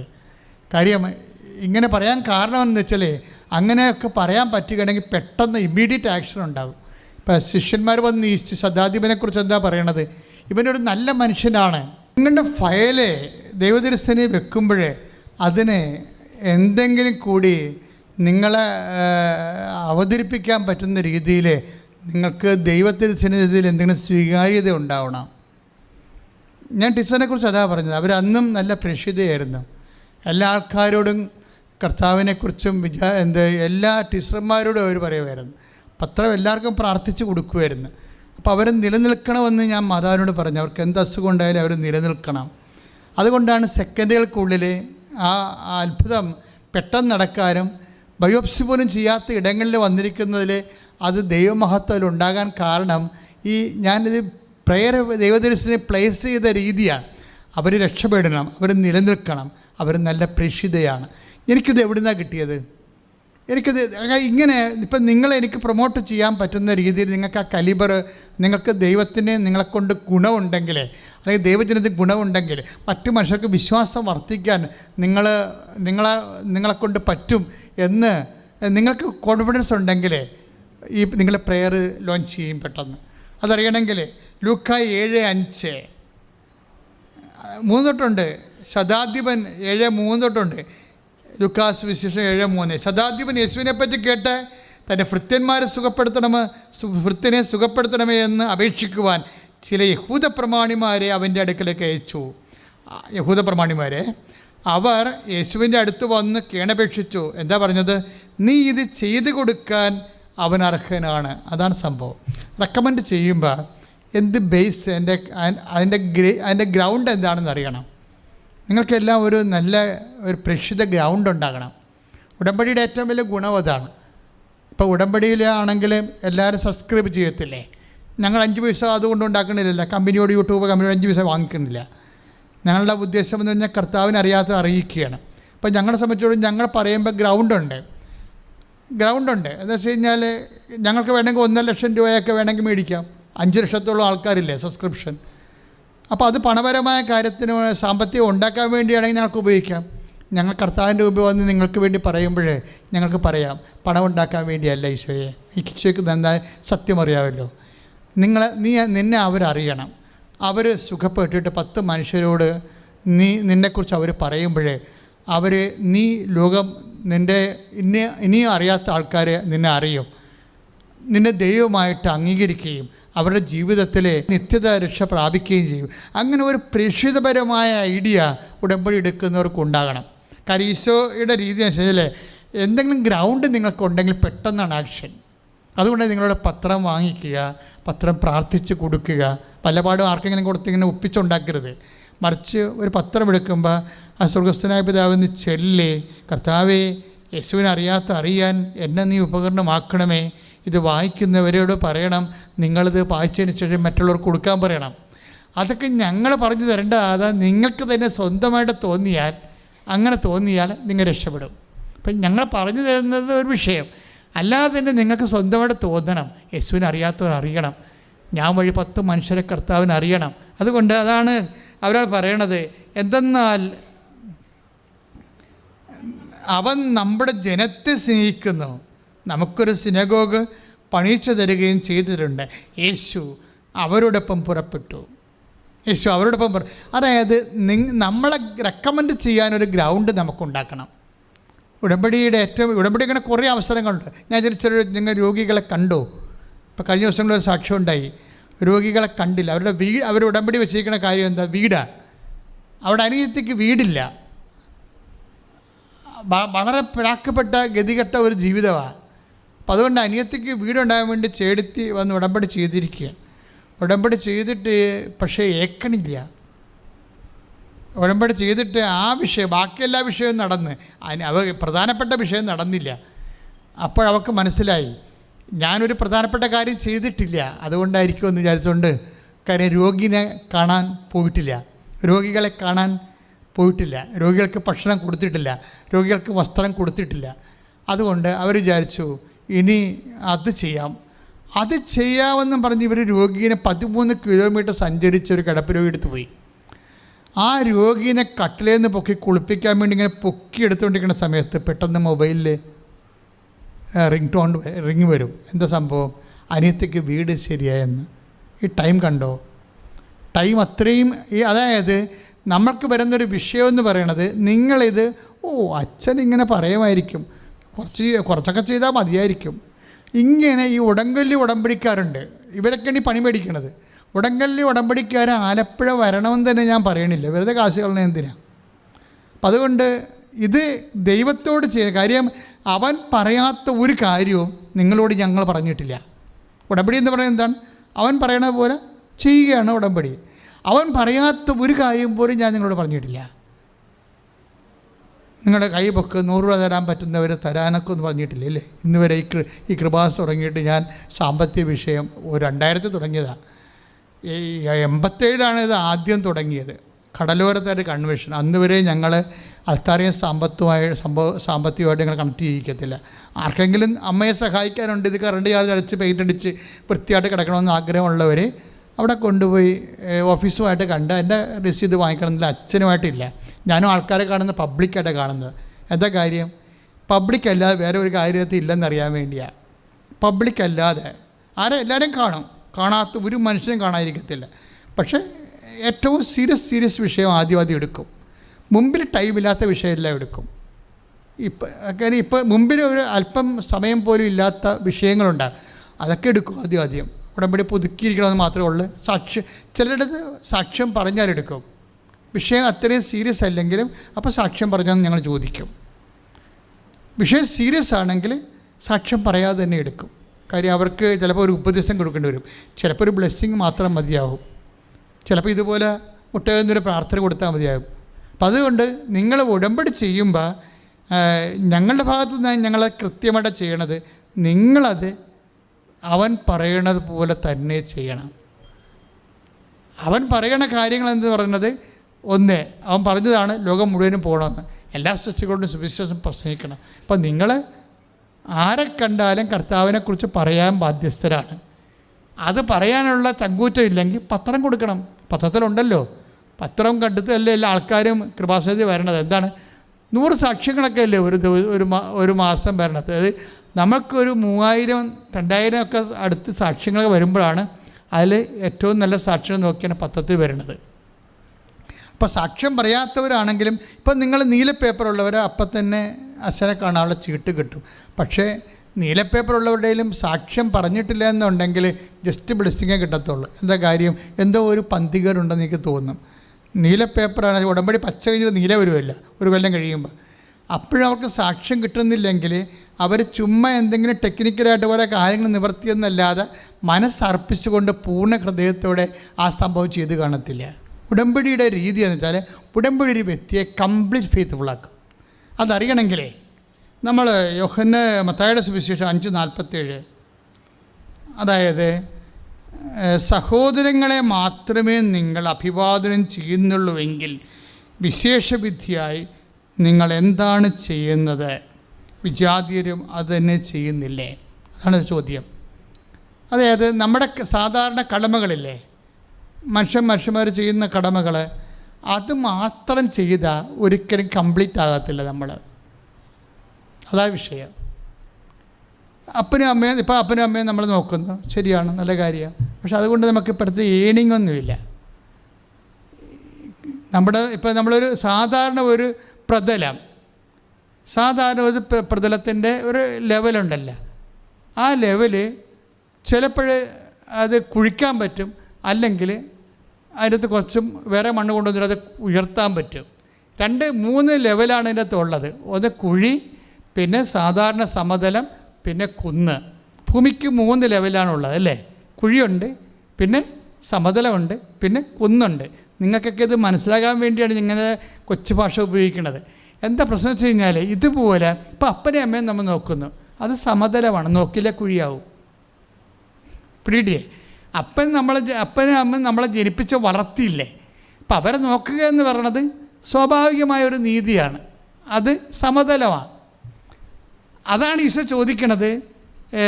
അത് നമ്മൾ ചെയ്തില്ലെങ്കിൽ കുഴിയാവും.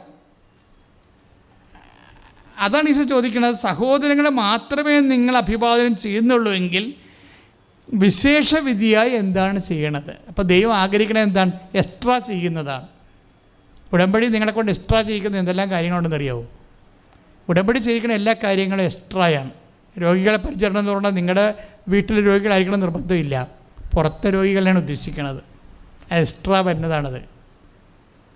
എക്സ്ട്രാ ഇപ്പോൾ രോഗികളെ പോയി കാണുമ്പോൾ ചിലർ എൻ്റെ അടുത്ത് എപ്പോഴും പറയാറുണ്ട്, അച്ഛാ വീട്ടിലെ അമ്മായിയമ്മ കിടപ്പാണേ, ഞാനാ തന്നെ അവരുടെ കാര്യങ്ങളൊക്കെ എല്ലാം നോക്കണത്.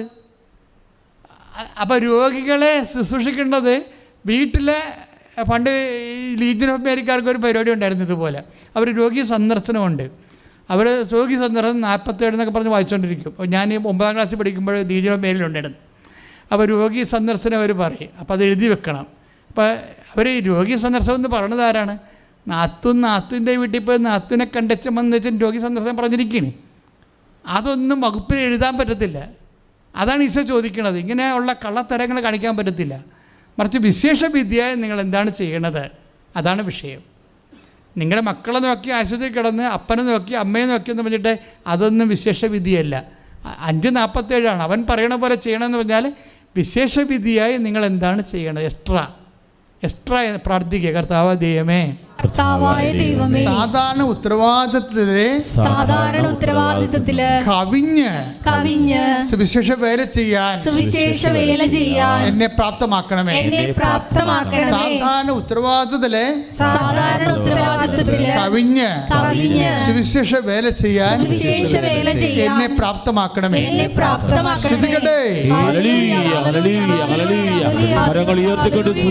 ഇനി നമ്മൾ മത്തായി സുവിശേഷം 5:47-48 ചേർത്ത് വായിക്കുകയാണ്. എന്ന് 47 എന്താ പറയണത്? സഹോദരങ്ങളെ മാത്രമേ നിങ്ങൾ അഭിവാദനം ചെയ്യുന്നുള്ളൂവെങ്കിൽ വിശേഷ വിധിയായി എന്താണ് ചെയ്യണത്? ഇപ്പം സഹോദരങ്ങളെ, ബന്ധുക്കളെ, സ്വന്തപ്പെട്ടവരൊക്കെ സഹായിച്ചത് വിശേഷ വിധിയല്ല, അത് അക്സെപ്റ്റബിൾ അല്ല. അത് നമ്മുടെ കടമയാണ്. മനസ്സിലായില്ലേ? അത് കടമയാണ്. അത് ഉടമ്പടിയുടെ ഭാഗമല്ല. അത് നിങ്ങൾ അവിടേക്ക് ഡ്രോ ചെയ്തതാണ്. നിങ്ങൾ ഇന്ന് വരെ വളർന്ന് വലുതായിട്ടുണ്ടെങ്കിൽ ആരെങ്കിലുമൊക്കെ നിങ്ങൾ ഇതുപോലെ സഹായിച്ചും ബന്ധുക്കളെ സ്വന്തപ്പെട്ടവരൊക്കെ സംരക്ഷിച്ചിട്ട് സന്ധിച്ചിട്ടുമാണ് എത്തിയിരിക്കുന്നത്. അവരെ തിരിച്ച് സഹായിക്കുക എന്നുള്ളത് സ്വാഭാവികമായിട്ട് നാച്ചുറലായിട്ടുള്ള ജസ്റ്റിസിൻ്റെ ഭാഗമാണ്. അതൊന്നും നിങ്ങളെ പൂർണ്ണമാക്കത്തില്ല. അതാണ് ഈശോ പറയണത്. അതായത് സഹോദരങ്ങളെ മാത്രമേ നിങ്ങൾ അഭിവാദനം ചെയ്യുന്നുള്ളെങ്കിൽ വിശേഷ വിധിയായി എന്താണ് ചെയ്യുന്നത്? വിജാതീയരും, അതായത് യേശുവിനെ അറിയാത്തവരും അങ്ങനെ ചെയ്യുന്നില്ലേ?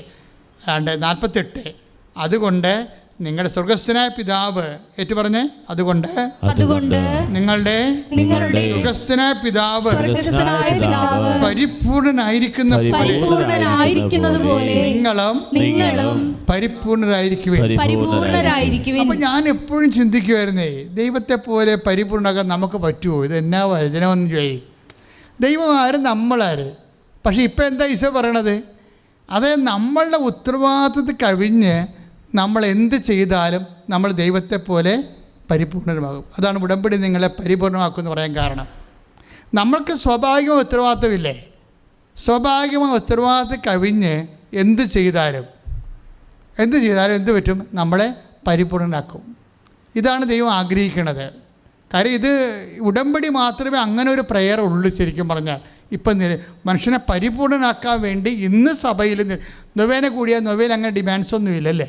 നമ്മൾ അങ്ങോട്ട് പറയണമല്ലാതെ കുറേ അപേക്ഷക്കത്ത് എഴുതി പെട്ടിയിലേക്ക് ഡംപ് ചെയ്യാവുന്നല്ലാതെ വേറെ ഒന്നുമില്ല. അയാൾ അവിടെ നിന്ന് പോയി കഴിഞ്ഞാൽ പിന്നെ പിറ്റേ ചൊവ്വാഴ്ച തന്നെ കാണാം.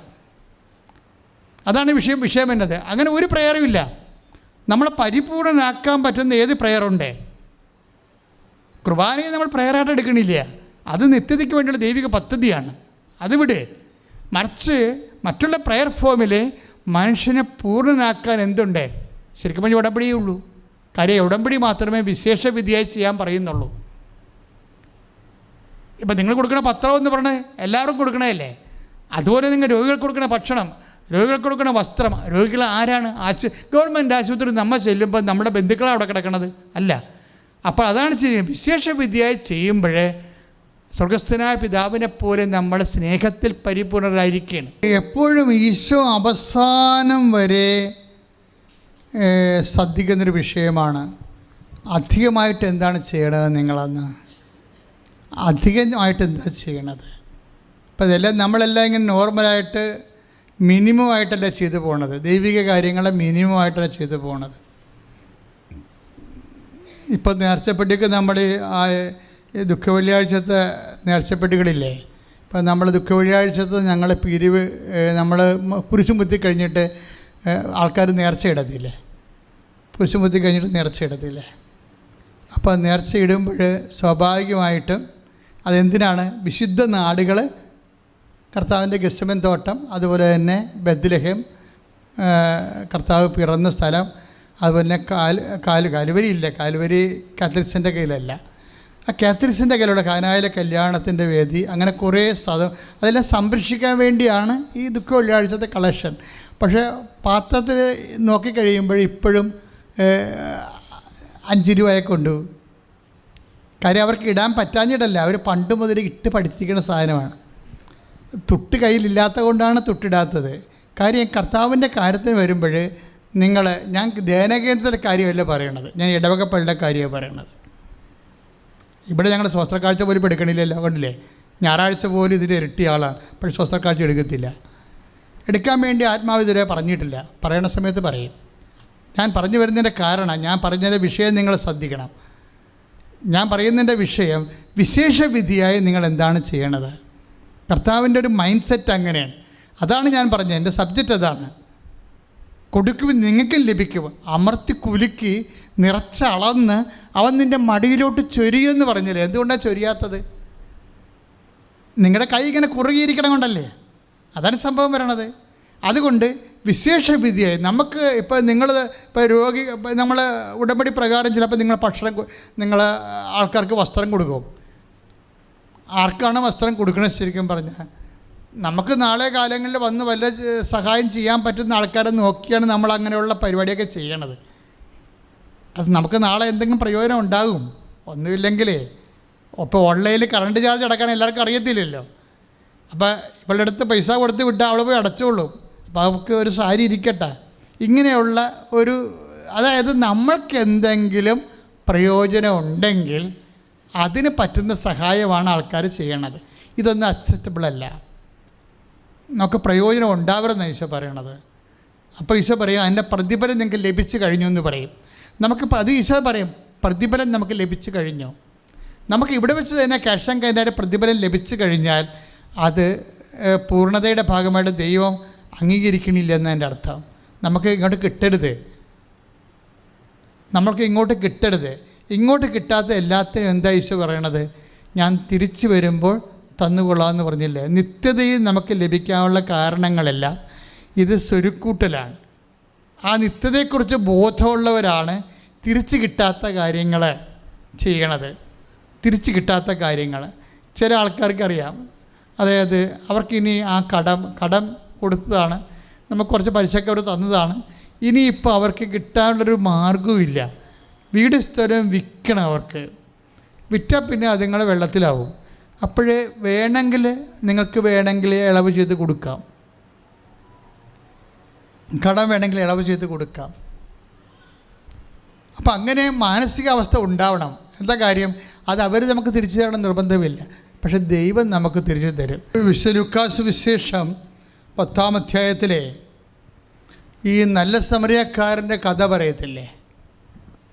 നല്ല സമരിയക്കാരൻ്റെ കഥ പറയുമ്പോൾ ആ ഉപമ പറയുമ്പോൾ അയാൾ സത്തത്തെ കൊണ്ടുപോയി പരിചരിക്കുന്നുണ്ട്. നല്ല സമരിയക്കാരൻ ആ മുറിവേറ്റ മനുഷ്യനെ. എന്നിട്ട് പറയുന്നൊരു വാക്കുണ്ട്. എന്താ പറയണത്? ഇവൻ്റെ കാര്യത്തിൽ അടുത്ത ദിവസം 10:35 വിശുദ്ധ ലൂക്കാസ് വിശേഷം, അടുത്ത ദിവസം അവൻ സത്തന സൂക്ഷിപ്പുകാരൻ്റെ കയ്യിൽ 2 ദനാറ കൊടുത്തിട്ട് പറഞ്ഞു, ഇവൻ്റെ കാര്യത്തിൽ ശ്രദ്ധ വേണം, ഇവൻ്റെ കാര്യം നോക്കിക്കൊള്ളണം.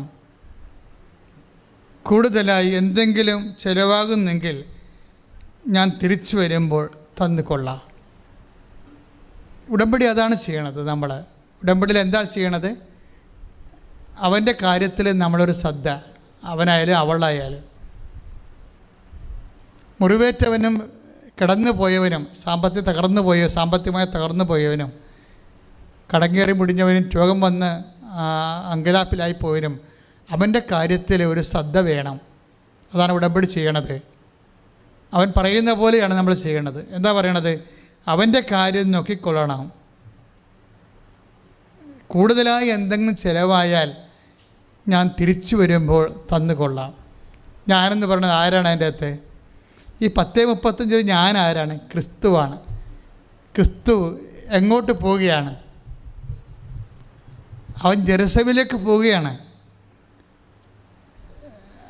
നമ്മൾ ഇത് ഈ യാത്ര, അവൻ്റെ യാത്രാമധ്യേ പറയണ കാര്യമാണ്. അവൻ എപ്പോഴാണ് ഈ RC ബൈബിളില്ലേ, നല്ല രസമാണ്. ഞാൻ അത് ഇംഗ്ലീഷ് ബൈബിൾ, അതാണ് ഞാൻ ഫോളോ ചെയ്യണത്. അപ്പോൾ അതിനകത്ത് വന്നിരിക്കുന്നത് Jesus set his face to go to Jerusalem എന്ന് വെച്ച് കഴിഞ്ഞാൽ അവൻ ജെറുസലേമിലേക്ക് തിരിഞ്ഞു എന്ന്. ജെറുസലേമിലേക്ക് തിരിഞ്ഞു. 9:52 വചനമാണ്, ലുക്ക 9:50. POC പറഞ്ഞിരിക്കുന്നത് അവൻ ജെറുസലേമിലേക്ക് പോകാൻ ഉറച്ചു എന്നാണ്. പക്ഷേ ഇംഗ്ലീഷ് ബൈബിൾ പറയണത് സെറ്റ് ഹിസ് ഫേസ് എന്നാണ്. അത് അടിപൊളിയാണ്, ഭാവാത്മകമാണ്. ഈ സാങ്കേതിക തർജ്ജമക്കാരുണ്ടാകുന്ന പ്രശ്നങ്ങൾ നിസ്സാരമല്ല. ദൈവത്തിൻ്റെ മനസ്സ് പോവും. ഇപ്പം ജീസസ് സെറ്റ് ഹിസ് ഫേസ്, അവൻ ജെറുസലേമിലേക്ക് തിരിഞ്ഞു എന്ന് വെച്ചാൽ അവൻ പിതാവിൻ്റെ അടുത്തേക്ക് തിരിഞ്ഞു എന്നതിൻ്റെ അർത്ഥം. ജെറുസലേം എന്താണെന്ന് നമുക്കറിയാം, പിതാവിൻ്റെ സന്നിധാനമാണ്, എൻ്റെ പിതാവിൻ്റെ ആലയമെന്നാണ് പറയണത്. അവൻ പിതാവിലേക്ക് തിരിഞ്ഞു. 9 തിരിഞ്ഞതാണ്. അതായത് ലൂക്ക 9:51-52 അവനെങ്കിലും തിരിയണത്. Set his face towards Jerusalem എന്ന് വെച്ചാൽ പിതാവിൻ്റെ നേരെ അവൻ തിരിഞ്ഞു എന്ന് അവൻ പറയണം, ഞാൻ ഇനി തിരിച്ചു വരും. രണ്ടാമത്തെ വരവാണ് അവൻ്റെ ഉദ്ദേശിക്കുന്നത്. അപ്പോൾ എന്തെങ്കിലും കൂടെ ചിലവായി ആ വഴിയിലാണ് അവൻ. എന്തെങ്കിലും ചിലവായെങ്കിൽ എൻ്റെ രണ്ടാമത്തെ വരവിൽ ഞാൻ തന്നു വീട്ടിക്കൊള്ളാവുന്നു. അതാണ് ഈശോ പറയുന്നത്. അതായത് നിത്യതയിലെ, അതായത് നമ്മൾക്കിവിടെ എന്തെങ്കിലും നഷ്ടപ്പെട്ട് നമ്മൾ ഇപ്പം ചില പറഞ്ഞില്ലേ, അച്ഛാ ഞാൻ ചെയ്യേണ്ടതല്ല ഇത്, അനുജൻ ചെയ്യേണ്ടതാണ്. അപ്പൻ്റെ ഓഹരിയെല്ലാം എണ്ണിപ്പറഞ്ഞ് മേടിച്ചിരിക്കുന്ന അനുജനും അനിയത്തിയും കൂടിയാണ്. എന്ത് ബഹളമായിരുന്നു ഇവിടെ. അവളൊക്കെ ഇപ്പോൾ അവിടെ പോയി പാറ്റ് വിട്ട് താമസിക്കുകയാണ്. അപ്പൻ്റെ ഓഹരിയും മേടിച്ചുകൊണ്ട് പോയി. ഇപ്പോൾ അപ്പനെ നോക്കണത് ആരാണ്? ഞാനാണ്. അപ്പം നീ പെയ്തും പിറക്കും മോന്തം കയറ്റി ആണ് അപ്പനെ നോക്കണത്. അങ്ങനല്ല, നീ അപ്പനെ ഭംഗിയായിട്ട് നോക്കാൻ ഈശോ പറഞ്ഞിരിക്കുകയാണ്. എന്തെങ്കിലും കൂടുതൽ ചിലവായാൽ ഞാൻ തിരിച്ചു വരുമ്പോൾ തന്നുകൊള്ളാവുന്ന. ആര്? ഈശോ തിരിച്ചു വരുമ്പോഴേ. ഉടമ്പടി നിങ്ങളെ പൂർണ്ണനാക്കണത് അങ്ങനെയാണ്. ചില സമയത്ത് നമ്മൾ സഹായിച്ചവർ ആയിരിക്കത്തില്ല നമ്മളെ സഹായിക്കുന്നത്. നമ്മൾ സഹായിക്കുന്നത് മുഴുവനും ചിലപ്പോൾ നമ്മളെ സഹായിച്ചവരായിരിക്കത്തില്ല. ചില അപ്പോൾ മുതിർന്നവർക്ക്, വീട്ടിലുള്ള മുതിർന്നവർക്ക് സമയത്ത് പ്രഷറിൻ്റെ മരുന്നൊന്നും കൊടുക്കത്തില്ലല്ലോ. അവർക്ക് ചിലപ്പോൾ ഓർമ്മയില്ലാതിരിക്കുമ്പം മരുന്നെടുത്ത് കഴിക്കാൻ ചിലപ്പോൾ ഓർമ്മ ഉണ്ടാകത്തില്ല. പക്ഷേ ഇവർക്ക് വീട്ടിൽ നിൽക്കുന്നവർക്ക് ഓർമ്മ ഉള്ളത് മരുന്നെടുത്ത് കൊടുക്കും. അവർ ബോധപൂർവം കൊടുക്കത്തില്ല. എന്നുവെച്ചാൽ പ്രഷർ കയറി ചാകട്ട, എത്രയും വേഗം കൊണ്ട് അടക്കിയ സമാധാനമാകുമല്ല, ആ കട്ടിലൊഴിയുമല്ല എന്നായിരിക്കും അവരുടെ മനസ്സിലിരിക്കുന്നത്. ഇയാൾ ഉടമ്പടി എടുത്താൽ എങ്ങനെ ഇരിക്കും? അതാണ് വിഷയം. അതായത് ഈ വീട്ടിൽ തന്നെയാണ് ഈ പ്രഷറിൻ്റെ മരുന്ന് മുതിർന്നവർക്ക് താമസിച്ച് പോകുമ്പോൾ അവിടെ ഉള്ളിലിരിപ്പോൾ എന്താണെന്ന് വെച്ച് കഴിഞ്ഞാൽ പ്രഷർ ചെയ്ത് ചാകണേ അത്രയും കുറച്ച് ഞാൻ നോക്കിയാൽ മതിയല്ല. ഇവർ അനിയത്തിയും അനിയനുമൊക്കെ ഇടുന്നല്ല ഇങ്ങനെയൊക്കെ വലിയ ആൾ. ഞാൻ കെട്ടി വന്ന കാലത്ത് എൻ്റെ മോന്തക്ക് പോലും നോക്കി എന്നെ പിടിക്കത്തില്ല, ഇനി ഭക്ഷണം കിടക്കണ പോലും പിടിക്കത്തില്ല. അവരെ പൊക്കിക്കൊണ്ട് അടക്കിയിരുന്നു. ഇപ്പോൾ അവരിട്ടും പോയില്ലേ. ഇപ്പോൾ എല്ലാം ഞാൻ തന്നെ നോക്കണ്ടേ എന്ന് വെച്ചാൽ നമ്മൾ ഈ ഉടമ്പടി എടുത്തെങ്കിൽ ഈ മോന്തം കയറ്റി ചാകണ വരെ പ്രഷറിൻ്റെയും ഷുഗറിൻ്റെ മരുന്നൊന്നും കൊടുക്കാതെ ഇവരെ കൊല്ലാതെ ഇങ്ങനെ കൊല്ലും. അത് ഡീസൻ്റായിട്ട് നിങ്ങളൊരു മർഡറാണ്, ഡീസൻ്റ് കുടുംബങ്ങളിൽ നടക്കുന്ന കൊലപാതകങ്ങൾ. ഒരിക്കൽ ഞാൻ വീട്ടിൽ ചെന്നപ്പോൾ ഈശോ എന്നോട് പറഞ്ഞത്, വെഞ്ചരിക്കഴിഞ്ഞ പറഞ്ഞതാണ്, 2 കൊലപാതകം നടന്ന വീടാണെന്ന് പറഞ്ഞ്. അപ്പം ഞാൻ ചോദിച്ചു, ഇവിടെ വല്ല കൊലപാതകം നടന്നിട്ടുണ്ടെന്ന് ചോദിച്ചു. ഈ അച്ഛാ എന്ത് ഇങ്ങനെയൊക്കെ പറയണേ എന്ന്. സോറി, ഞാൻ തിരിച്ചെടുത്തിരിക്കണമെന്ന്. പ്രാർത്ഥിക്കുമ്പോൾ എന്താ സംഭവിച്ചു കഴിഞ്ഞാൽ സമയത്ത് മരുന്ന് കൊടുക്കാതെ തന്ത്രപൂർവ്വം കൊന്നിരിക്കുകയാണ്. അത് കൊലപാതകമായിട്ടാണ് എടുത്തിരിക്കുന്നത് ഈശോ. പണിയല്ലേ? നിങ്ങൾ ഉടമ്പടി ചെയ്തിട്ട് ചില ആൾക്കാർ ഗതി പിടിക്കാത്തതിൻ്റെ കാരണം കയ്യിരിപ്പ് കൊണ്ടാണ്. നമ്മൾക്ക് ഗുണമില്ലാത്ത, നമുക്ക് സഹായം തരാത്ത, നമുക്ക് ഭാവിയിലും ഒരു പ്രയോജനമില്ലാത്ത വിഷയങ്ങൾ ദൈവത്തിന് വേണ്ടി നിത്യതയ്ക്ക് വേണ്ടി ചെയ്യാനുള്ള മാനസികാവസ്ഥ നീ ഉടമ്പടിയിലൂടെ ആർജിച്ചെടുക്കണം. ഉടമ്പടി അതിനു വേണ്ടി നിനക്ക് അവസരങ്ങൾ നൽകുന്നുണ്ട്. ഉടമ്പടി നിനക്ക് പൂർണ്ണയാകാനുള്ള ഒരു ദൈവത്തിൻ്റെ അവസരമാണ് ഉടമ്പടി. കൈ അടിച്ച് കർത്താവിനെ സ്തുതിക്കട്ടെ.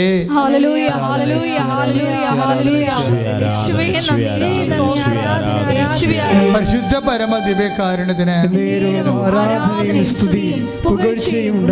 ഈ നമ്മുടെ പാപക്ഷമ ഇല്ലേ? ഇപ്പം നിങ്ങളോട് ഞാൻ പറഞ്ഞപ്പോൾ നിങ്ങൾക്ക് ചില ആൾക്കാർക്ക് അത് മനസ്സിലായിട്ടുണ്ട്. എൻ്റെ കയ്യിൽ നിന്ന് ഇതുപോലെ അബദ്ധം ഉണ്ടല്ലോ കർത്താവേ എന്നായിരിക്കും നിങ്ങൾ ചിന്തിക്കുന്നത്. ഞാനും അറിഞ്ഞോ അറിയാതെയാണല്ലോ ഇങ്ങനെയൊക്കെ മരുന്ന് താമസിച്ച് കൊടുത്തും ഭക്ഷണം താമസിച്ച് കൊടുത്തൊക്കെയുള്ള പല മരണങ്ങളും എൻ്റെ വീട്ടിൽ നടന്നത്. എനിക്ക് പോയി ശുശ്രൂഷിക്കാൻ പറ്റുമായിരുന്നു, പക്ഷേ ഞാൻ മനഃപൂർവ്വം പറ്റുന്നതെന്ന് വേണ്ടെന്ന് വെച്ചു. ഞാൻ ആശുപത്രി പോയില്ല. ഇങ്ങനെയൊക്കെ നിങ്ങൾക്ക് കുറ്റബോധങ്ങളൊന്നും ഉണ്ടാകേണ്ട കാര്യമില്ല.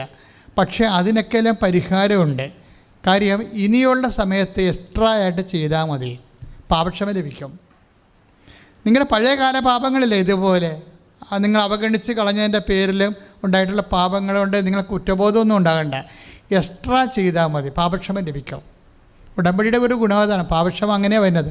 അതുകൊണ്ടാണ് ഈ ശെമയോൻ്റെ വിരുന്നുശാലയിൽ ശെമയോൻ്റെ അതായത് നമ്മുടെ വിശുദ്ധ ലൂക്കാസ് വിശേഷമില്ലേ 7:47, അതായത് ശെമയോൻ്റെ വീട്ടിൽ ഈശോ വിരുന്നിന് വരുന്ന സമയത്ത് പാപിനിയായ സ്ത്രീ വരുന്നില്ലേ അല്ലേ? അവരെന്നാ ചെയ്യണത്? 300 ദിനാരയ്ക്കുള്ള നാർദൻ സുഗന്ധതൈലം കൊണ്ട് കർത്താവിൻ്റെ ശിരസും പാദവും പൂശിച്ചിട്ടുണ്ട്. അപ്പോൾ ജൂഡാസ് പറയും, വൈ ദിസ് വേസ്റ്റ്? എന്താണ് ഈ വേസ്റ്റ്? എന്തിനാ ഇങ്ങനെ വേസ്റ്റ് ചെയ്യണം? പാവത്തങ്ങൾ കൊടുക്കാൻ പറ്റണില്ലേ ഇത് വിറ്റെന്നൊക്കെ ചോദിക്കുമ്പോൾ കർത്താവ് പറയുന്നുണ്ട്, എന്താ ഒരു വാക്കുണ്ട്, എന്താ പറയണത്? 7:40, അതിനാൽ ഞാൻ നിന്നോട് പറയുന്നു, ഇവളുടെ നിരവധിയായ പാപങ്ങൾ ക്ഷമിക്കപ്പെട്ടിരിക്കുന്നു. എന്താ കാരണം? എന്തെന്നാൽ അവൾ അധികം സ്നേഹിച്ചു. Price the Lord.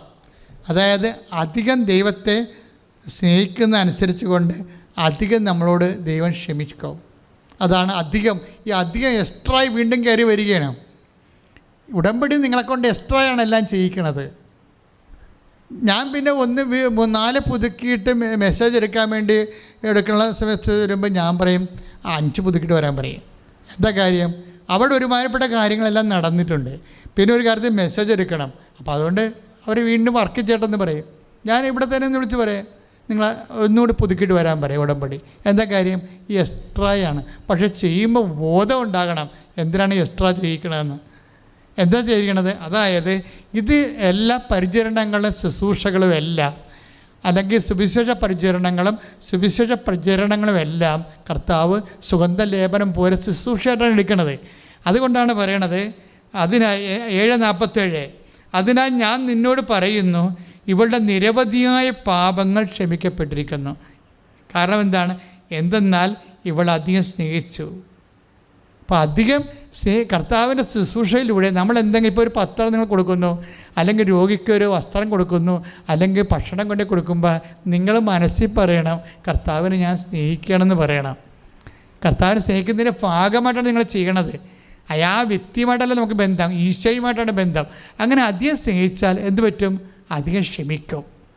അപ്പോൾ നമ്മളെ സംബന്ധിച്ചിടത്തോളം പഴയ കാലങ്ങളിൽ എന്തെങ്കിലും ഒരു കുറ്റബോധം ഉണ്ടാകണ പാപങ്ങൾ വന്നു പോയിട്ടുണ്ടെങ്കിലേ നിങ്ങളത് ഇരട്ടി ചെയ്താൽ മതി, അതിരട്ടി കർത്താവിൻ്റെ നാമത്തിൽ ശുശ്രൂഷ ചെയ്താൽ മതി. ഇതിങ്ങനെയാണ് നമ്മൾ പൂർണ്ണതയിലേക്ക് വരണത്. അത് ഈ അധികം എന്നുള്ളത് ഒരു പ്രശ്നമാണ്. കാര്യം ഞാനൊരു ഇടവക വികാരിയാണ് അല്ലേ, എത്ര വർഷമായി ഇടവക, കൊറോണ വരെ ഇരുന്നിട്ടുണ്ട്. കൊറോണ ഇരിക്കുമ്പോഴും ഇടവക ഇരിക്കുമ്പോഴും ഈ ജോലി ഞാൻ ചെയ്തുകൊണ്ടിരിക്കും, എക്സ്ട്രാ ആയിട്ട് ചെയ്തുകൊണ്ടിരിക്കും. എനിക്ക് വേണമെങ്കിൽ സുന്ദരമായ രീതിയിൽ പള്ളി കിടന്ന് ഉറങ്ങാം, ഒരു പ്രശ്നവുമില്ല. ഇന്നലെ ഈസ്റ്ററിനാണെങ്കിൽ പോലും ഇവിടെ ആരും ഇല്ലായിരുന്നു. എൻ്റെ ജോലി ഞാൻ ഭംഗി രാത്രി 9 മണി വരെ ചെയ്തിട്ട് രാവിലെ എഴുന്നേറ്റ് 4 മണിക്ക് എഴുന്നേറ്റ് വിശുദ്ധ ഗ്രന്ഥം വായിക്കുകയും കർണ നമസ്കാരം നടത്തുകയും വിശുദ്ധ ഗ്രന്ഥം ധ്യാനിക്കുകയും ചെയ്ത് 6:30 മണി വരെ ചെയ്ത് എക്സ്ട്രായാണ് ഇതെല്ലാം ചെയ്യണത്. ഇത് എക്സ്ട്രാ എന്താ ഇങ്ങനെ ഓരോ കാര്യത്തിൽ നമ്മൾ എക്സ്ട്രാ ചെയ്യുന്ന അനുസരിച്ച് കർത്താവ് ഒരു ചോദ്യമേ ഉള്ളൂ, എക്സ്ട്രാ പറയാം. നമ്മളുടെ ഫയൽ കാണിക്കാൻ പറയുമ്പോൾ ഈശോ പറയാം എക്സ്ട്രാ കാണിക്കാൻ പറയും. സാധാരണ ഫയൽ ഈശോയ്ക്ക് ആവശ്യമില്ല. അതൊരു സംഭവമാണ്. സാധാരണ ഫയലിൻ്റെ ആവശ്യമില്ല. ഈശോ പറയും എക്സ്ട്രാ എടുക്കാൻ പറഞ്ഞ്, സ്പെഷ്യൽ ഫയൽ എടുക്കാൻ പറയും. സ്പെഷ്യൽ ഫയൽ ഒന്നുമില്ല, 0ആണ്. എല്ലാത്തിൻ്റെയും സ്പെഷ്യൽ ഫയൽ 0ആണ്. ഇവിടെയാണ് ഈ പ്രശ്നം വരുന്നത്. എന്തുകൊണ്ടാണ് ദൈവം നിങ്ങൾക്ക് അനുഭവവേദ്യമാകാത്തതിൻ്റെ കാരണം എന്താണ്? നിങ്ങൾ എക്സ്ട്രാ കൈവിട്ട് കളിക്കത്തില്ല. ശമേന് താക്കോൽ കൊടുക്കാൻ പീറ്ററിന് താക്കോൽ കൊടുക്കാൻ നേരത്തെ 21:15 പീറ്ററിന് താക്കോൽ കൊടുക്കാൻ നേരത്തെ വേറെ താക്കോൽ യോഹന്നാന് കിട്ടേണ്ടതായിരുന്നു. യോഹന്നാന് താക്കോൽ കിട്ടാഞ്ഞ കാരണം എക്സ്ട്രാ ഇല്ലാഞ്ഞ കൊണ്ട് ഈ താക്കോൽ ഒടുക്കത്തത്താഴത്തിൻ്റെ സമയത്ത് ഈശോയുടെ നെഞ്ചത്ത് കിടക്കണ ആരാണ്? യോഹന്നാനാണ്. ഈശോ താക്കോൽ കൊടുക്കുമ്പോൾ ആർക്ക് കിട്ടേണ്ടതാണ്? യവന് കിട്ടേണ്ടതാണ്. കാര്യം അവന് നല്ല ഇൻവെസ്റ്റ്. എൻ്റെ വീട്ടിൽ നിന്ന് കുറേ പണം, വീടും സ്ഥലമൊക്കെ വിറ്റിട്ട് സലോമി കൊണ്ടുവന്ന് കർത്താവിനാണ് കൊടുത്തത്. യോഹന്നാൻ്റെ അമ്മേ സലോമി. അങ്ങനെ അതല്ല പ്രശ്നം, അതിനേക്കാൾ വലിയ പ്രശ്നമുണ്ട്. നമ്മൾ ഈ ഭൗതികമായി എന്തെങ്കിലും കൊടുക്കുന്നതിനേക്കാൾ വലുതാണ് കർത്താവിന് വേണ്ടി ജീവിക്കുന്നതും ഉള്ളിൻ്റെ ഉള്ളിൽ കർത്താവിനെ സ്നേഹിക്കുന്നതും. അതായത് യോഹന്നാൻ 21:15 അവരുടെ പ്രാതൽ കഴിഞ്ഞപ്പോൾ യേശു ശെമയോൻ പത്രോസിനോട് ചോദിച്ചു, യോഹന്നാൻ്റെ പുത്രനായ ശെമയോനെ, നീ ഇവരെക്കാൾ അധികമായി എന്നെ സ്നേഹിക്കുന്നുവോ? സ്പെഷ്യൽ ഫയൽ, അതാണ് സാധനം. ഇങ്ങനെ അധികം കയറി വരികയാണ്. ഇവരെക്കാൾ അധികമായി. യോഹന്നാൻ ഈശോയുടെ റിലേറ്റീവാണ്, നമുക്കറിയാമല്ലോ. ആ റിലേഷൻ ഒന്നും ഇവിടെ വില പോകത്തില്ല. യോഹന്നാൻ യോഹന്നാൻ അതുപോലെ മറ്റേ യാക്കോബ്, യൂദാ തദേവൂസൊക്കെ ഈശോയുടെ റിലേറ്റീവ്സാണ്.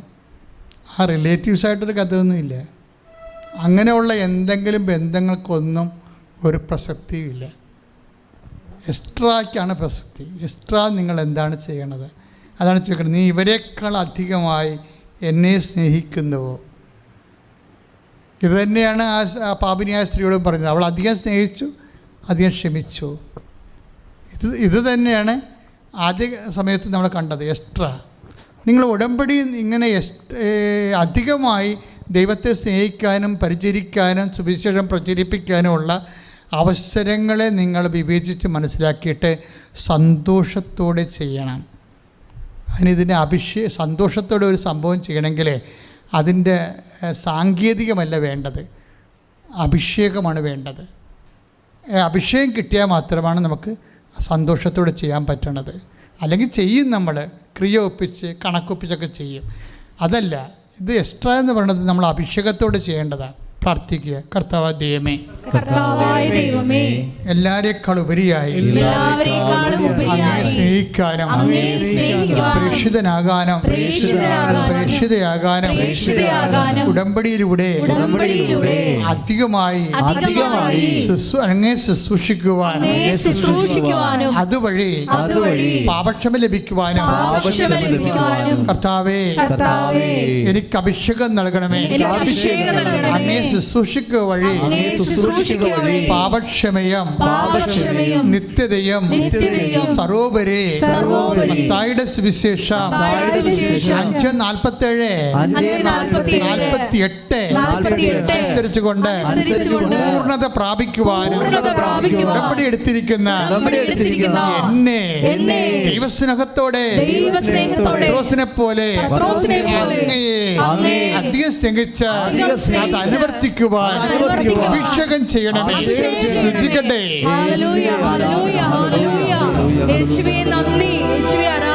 കൈകളെടുത്തിക്കൊണ്ട് കർത്താവിനെ ശ്രദ്ധിക്കട്ടെ. Hallelujah, hallelujah, hallelujah. യേശുവേ നന്ദി, യേശുവേ ആരാധന. Hallelujah, hallelujah. യേശുവേ ഞങ്ങളുടെ ആത്മനൊമ്പരങ്ങള് എല്ലാവരേക്കാളും ഉപരിയായി അറിയുന്നവനെ, എല്ലാ നൊമ്പരങ്ങളെയും ദിവ്യകാരുണ്യ നാഥ നിന്റെ മുമ്പിൽ സമർപ്പിക്കുന്നു. ഞങ്ങളെ നീ ഏറ്റെടുക്കണമേ എന്ന് പ്രാർത്ഥിക്കുന്നു. Hallelujah, hallelujah. Praise the lord. കരിഞ്ഞുപോയ ഒരു സ്ഥലം കർത്താവ് കാണിക്കുന്നുണ്ട്. കരിഞ്ഞെന്ന് പറഞ്ഞു കഴിഞ്ഞാൽ ശരീരം കരിഞ്ഞിരിക്കണേ. എങ്ങനെയാണ് കരിയണമെന്ന് അച്ഛൻ അറിയത്തില്ല. ശരീരം ഇങ്ങനെ കരിഞ്ഞിരിക്കുന്നു. കരിഞ്ഞ് വരുമ്പോൾ പോലെ, അതായത്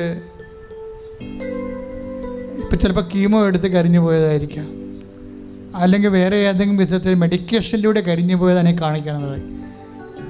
ചികിത്സയുടെ ഭാഗമായിട്ട് കരിഞ്ഞ് കറുത്തുപോയ ശരീരഭാഗങ്ങളെ, ആ രോഗങ്ങൾ ഇപ്പോഴവിടെ നിലനിൽക്കുന്നുണ്ടെങ്കിൽ ഇപ്പോഴും ഈശോ അതിനെ സൗഖ്യപ്പെടുത്തിക്കൊണ്ടിരിക്കുന്ന സമയമാണ്. ശ്രുതികടെ ഹല്ലേലൂയ. ഒരു മൂക്ക് ഇങ്ങനെ മെസ്സേജിൽ വരുന്നുണ്ട്. ചിലപ്പോൾ മൂക്കിൽ സിസ്റ്റാകാം, അല്ലെങ്കിൽ മൂക്ക് ഏതെങ്കിലും തരത്തിലുള്ള ഡിസോർഡർ ആയിരിക്കാം. മൂക്കിന് രോഗമുള്ളവർ മൂക്കിൽ തൊട്ട് പ്രാർത്ഥിക്കേണ്ടതാണ്. ഇപ്പോഴവരെ കർത്താവ് സൗഖ്യപ്പെടും. നിങ്ങൾക്ക് സാക്ഷ്യം പറയാൻ പറ്റുന്ന രീതിയിൽ കർത്താവ് നിന്റെ നാസികയെ സ്പർശിച്ചു കൊണ്ടിരിക്കുന്നു.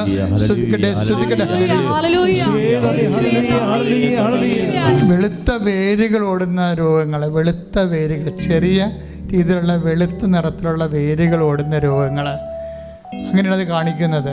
കർത്താവ് ആ വ്യക്തിയെ സുഖപ്പെടുത്തിക്കൊണ്ടിരിക്കുന്നത് ശ്രദ്ധിക്കട്ടെ. സാമ്പത്തിക കടങ്ങൾ, ലക്ഷക്കണക്കിന് രൂപ കടങ്ങളുള്ളവർ മാത്രം കൈയുയർത്തുക. അവർക്ക് വേണ്ടി പ്രാർത്ഥിക്കാൻ പോകുന്ന സമയമാണ്. നിങ്ങൾക്ക് അടക്കാൻ പറ്റാത്ത രീതിയിൽ ദൈവം ഇടപെടലില്ലെങ്കിൽ അടക്കാൻ പറ്റുന്നവരൊക്കെ ഉണ്ടാകും. അവരെല്ലാം കൈയൊരുന്ന് കൈപ്പൊക്കണ്ട. ദൈവം ഇടപെടാതെ ഇനി നിങ്ങൾക്ക് രക്ഷപ്പെടത്തില്ല എന്നുള്ളവർ മാത്രമേ കൈപ്പൊക്കാവൂ. ദൈവം പ്രത്യേകമായ വിധത്തിൽ എന്നുവെച്ചാൽ ഉടമ്പടി അനുസരിച്ച് നോട്ട് ബൈ മെറിറ്റായിട്ട് ചിലപ്പോൾ നിങ്ങൾക്ക് സ്ഥലം വിൽക്കാനുണ്ടാകും. അത് വിറ്റ് മാറിയാലും മതിയായിരിക്കും. അല്ലെങ്കിൽ ആരെങ്കിലും പണം തരാനുണ്ടാകും, അത് തന്നു മാറിയാലും മതിയായിരിക്കും. അപ്പം അതുപോലെ എന്തെങ്കിലും തരത്തിൽ നിങ്ങൾക്ക് പറ്റാത്ത രീതിയിലുള്ള കർത്താവ് ഇന്ന് തന്നെ ഇടപെടണം, കർത്താവ് ഇപ്പോഴും തന്നെ ഇടപെടണമെന്ന് ആഗ്രഹിക്കുന്നവർ കൈ ഉയർത്തിക്കൊണ്ട് കർത്താവിൻ്റെ തിരുസന്നിധി പ്രാർത്ഥിക്കട്ടെ. കർത്താവെ, ഞാൻ അവൾക്ക് വേണ്ടി പ്രാർത്ഥിക്കണേ.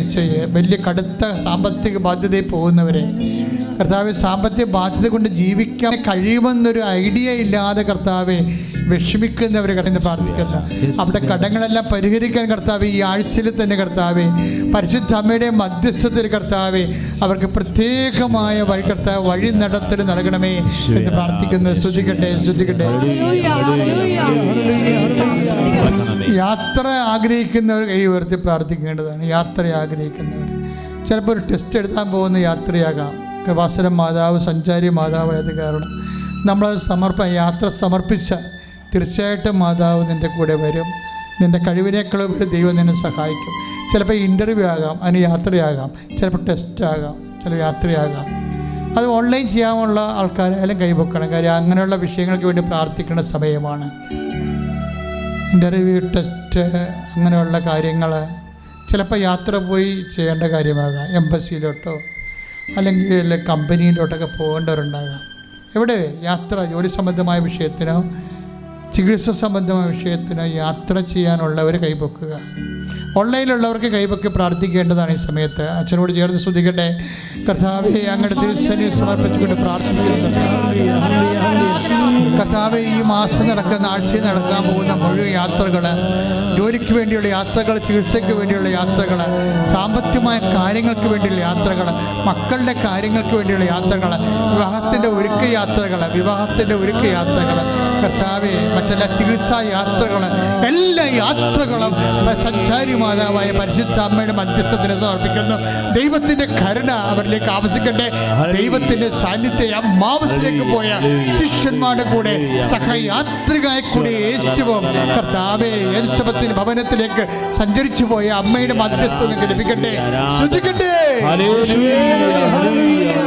രോഗികളായിട്ടുള്ളവരെ, വിവിധമായ രോഗം അനുഭവിക്കുന്ന ശരീര മേഖലകളിൽ ഇപ്പോൾ കൈവച്ച് പ്രാർത്ഥിക്കാവുന്നതാണ്. ഇത് ഉടമ്പടി പ്രാർത്ഥനയുടെ ഭാഗമായി വരുന്ന ധ്യാനമാണ്. അതുകൊണ്ട് തന്നെ ദൈവം നിങ്ങളെ ഒരു 100 കണക്കിന് ഇങ്ങനെ കൈ തൊട്ട് പ്രാർത്ഥിക്കുമ്പോൾ ലഭിക്കുന്ന സൗഖ്യത്തെക്കുറിച്ച് നമുക്ക് യൂട്യൂബിൽ സാക്ഷ്യം കിടക്കുന്നുണ്ട്. അതുകൊണ്ട് നിങ്ങൾ വിശ്വാസത്തോടെ ഇങ്ങനെ അച്ഛൻ നേരത്തെ പറഞ്ഞ പോലെ ഇങ്ങനെ പെർപ്രസ്ഡ് ആയിട്ടുള്ള ഹാർട്ടല്ല, കംപ്ലീറ്റ് ആൻഡ് ഹാർട്ട്, അതായത് പൂർണ്ണ ഹൃദയത്തോടെയാണ് നിങ്ങൾ കൈവെക്കേണ്ടത്. ഉദര രോഗികൾ ഉദരത്തിൽ കൈവച്ച് പ്രാർത്ഥിക്കണം.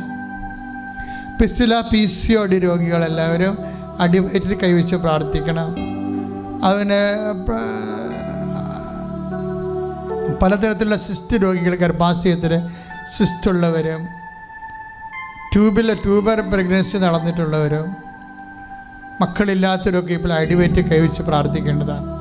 മനസ്സിൽ വിശ്വാസപ്രമാണം ചെയ്തുകൊണ്ടിരിക്കണം കേട്ടോ. ഇങ്ങനെയൊക്കെ ഇങ്ങനെ കൈവെക്കുന്ന സമയത്ത് കർത്താവ് മാതാവിൻ്റെ കൈയാണിതെന്നുള്ളൊരു ബോധം നിങ്ങൾക്ക് ഉണ്ടാകണം. അല്ല, നിങ്ങൾ കൈവച്ചുകൊണ്ടിരിക്കുകയല്ല എൻ്റെ അർത്ഥം. അമ്മയെക്കൊണ്ട് നമ്മൾ കൈവെക്കുന്നതിൻ്റെ അടയാളം, വിശ്വാസത്താൽ കൈവെപ്പിക്കുന്നതിൻ്റെ അടയാളമായിട്ട് നമ്മൾ അമ്മയ്ക്ക് വേണ്ടി കൈവച്ചിരിക്കുകയാണ്. വിശ്വാസത്തിൽ അത് അമ്മയുടെ കൈ തന്നെയാണെന്നുള്ള ബോധ്യം ഉണ്ടാകണം നമുക്ക്. അമ്മയുടെ പേരിലാണ്, അമ്മ ഞങ്ങളുടെ ശരീരഭാഗത്ത് കൈവെക്കുന്നതിന് വേണ്ടിയാണ് ഞങ്ങളിപ്പോഴും കൈവച്ചിരിക്കുന്നത്.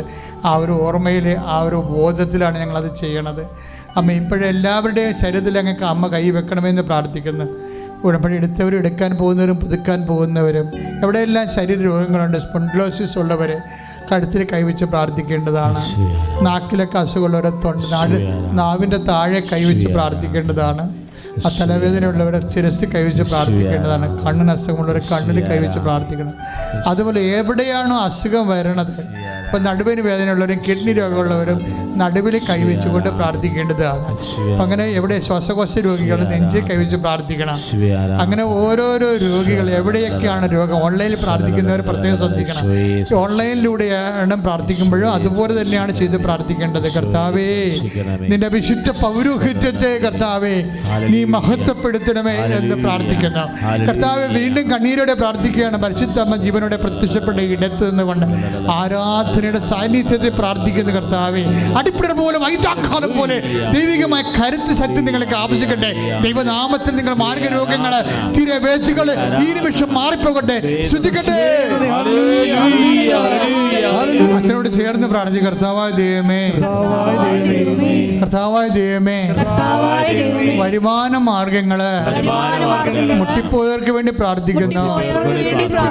കർത്താവേ, കടകമ്പോളങ്ങള് അടഞ്ഞുപോയവർക്ക് വേണ്ടി പ്രാർത്ഥിക്കുന്നു. ജോലി നഷ്ടപ്പെട്ടവർക്ക് വേണ്ടി പ്രാർത്ഥിക്കുന്നു. ജോലിക്ക് ശമ്പളമില്ലാത്തവർക്ക് വേണ്ടി പ്രാർത്ഥിക്കുന്നു. കർത്താവിന്റെ കരുണ അവരിലേക്ക് ആവശ്യിക്കണമേ. വഴിപിഴച്ച പെരുമാറ്റങ്ങള്, തെറ്റായ ബന്ധങ്ങള്, പ്രണയബന്ധങ്ങള് കർത്താവേ നീ ഇടപെടണമെന്ന് പ്രാർത്ഥിക്കുന്നു. ദൈവത്തിന്റെ കരുണ അവരിലേക്ക് ആവശ്യിക്കട്ടെ. വിവാഹം ഒത്തുവരാത്തവര്, മക്കളില്ലാത്തവര്, വീടില്ലാത്തവര്, വഴിയില്ലാത്തവര്, വെള്ളമില്ലാത്തവര് എല്ലാവരും കർത്താവെ ഏൽപ്പിച്ച് പ്രാർത്ഥിക്കുന്നു. ദൈവത്തിന്റെ കരുണ അധിവസിക്കട്ടെ. സാക്ഷ്യം പറയാൻ ഇടയാക്കണമേ. അസ്ഥി രോഗികള്, അസ്ഥി മുടിഞ്ഞവര്, അസ്ഥി ചിഹ്നവര്, ന്യൂറോ രോഗങ്ങള് ഏറ്റെടുക്കട്ടെ. അലർജി രോഗങ്ങള്, വാതരോഗങ്ങള് ഏറ്റെടുക്കട്ടെ. യേശുവിന്റെ നാമത്തിലെ സൗഖ്യം പ്രാപിക്കട്ടെ. ശ്രദ്ധിക്കട്ടെ.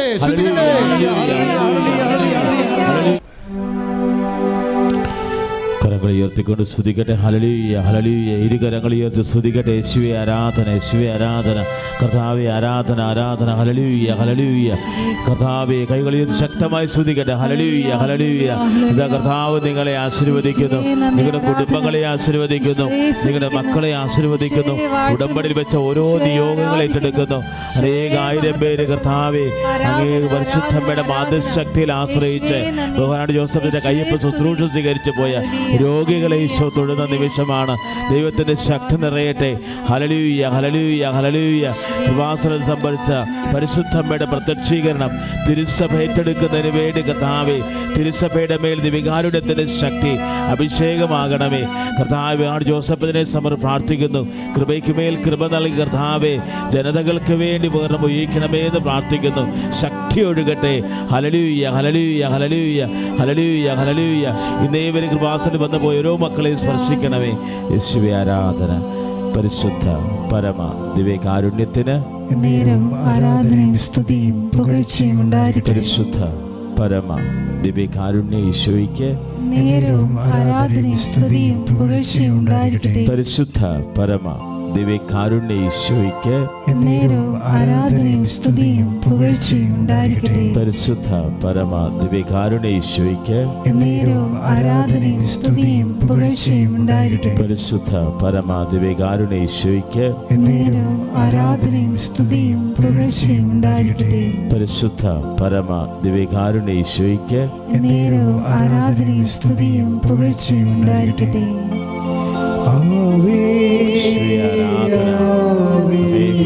പ്രത്യക്ഷീകരണമാതാവേ ഞങ്ങൾക്ക് വേണ്ടി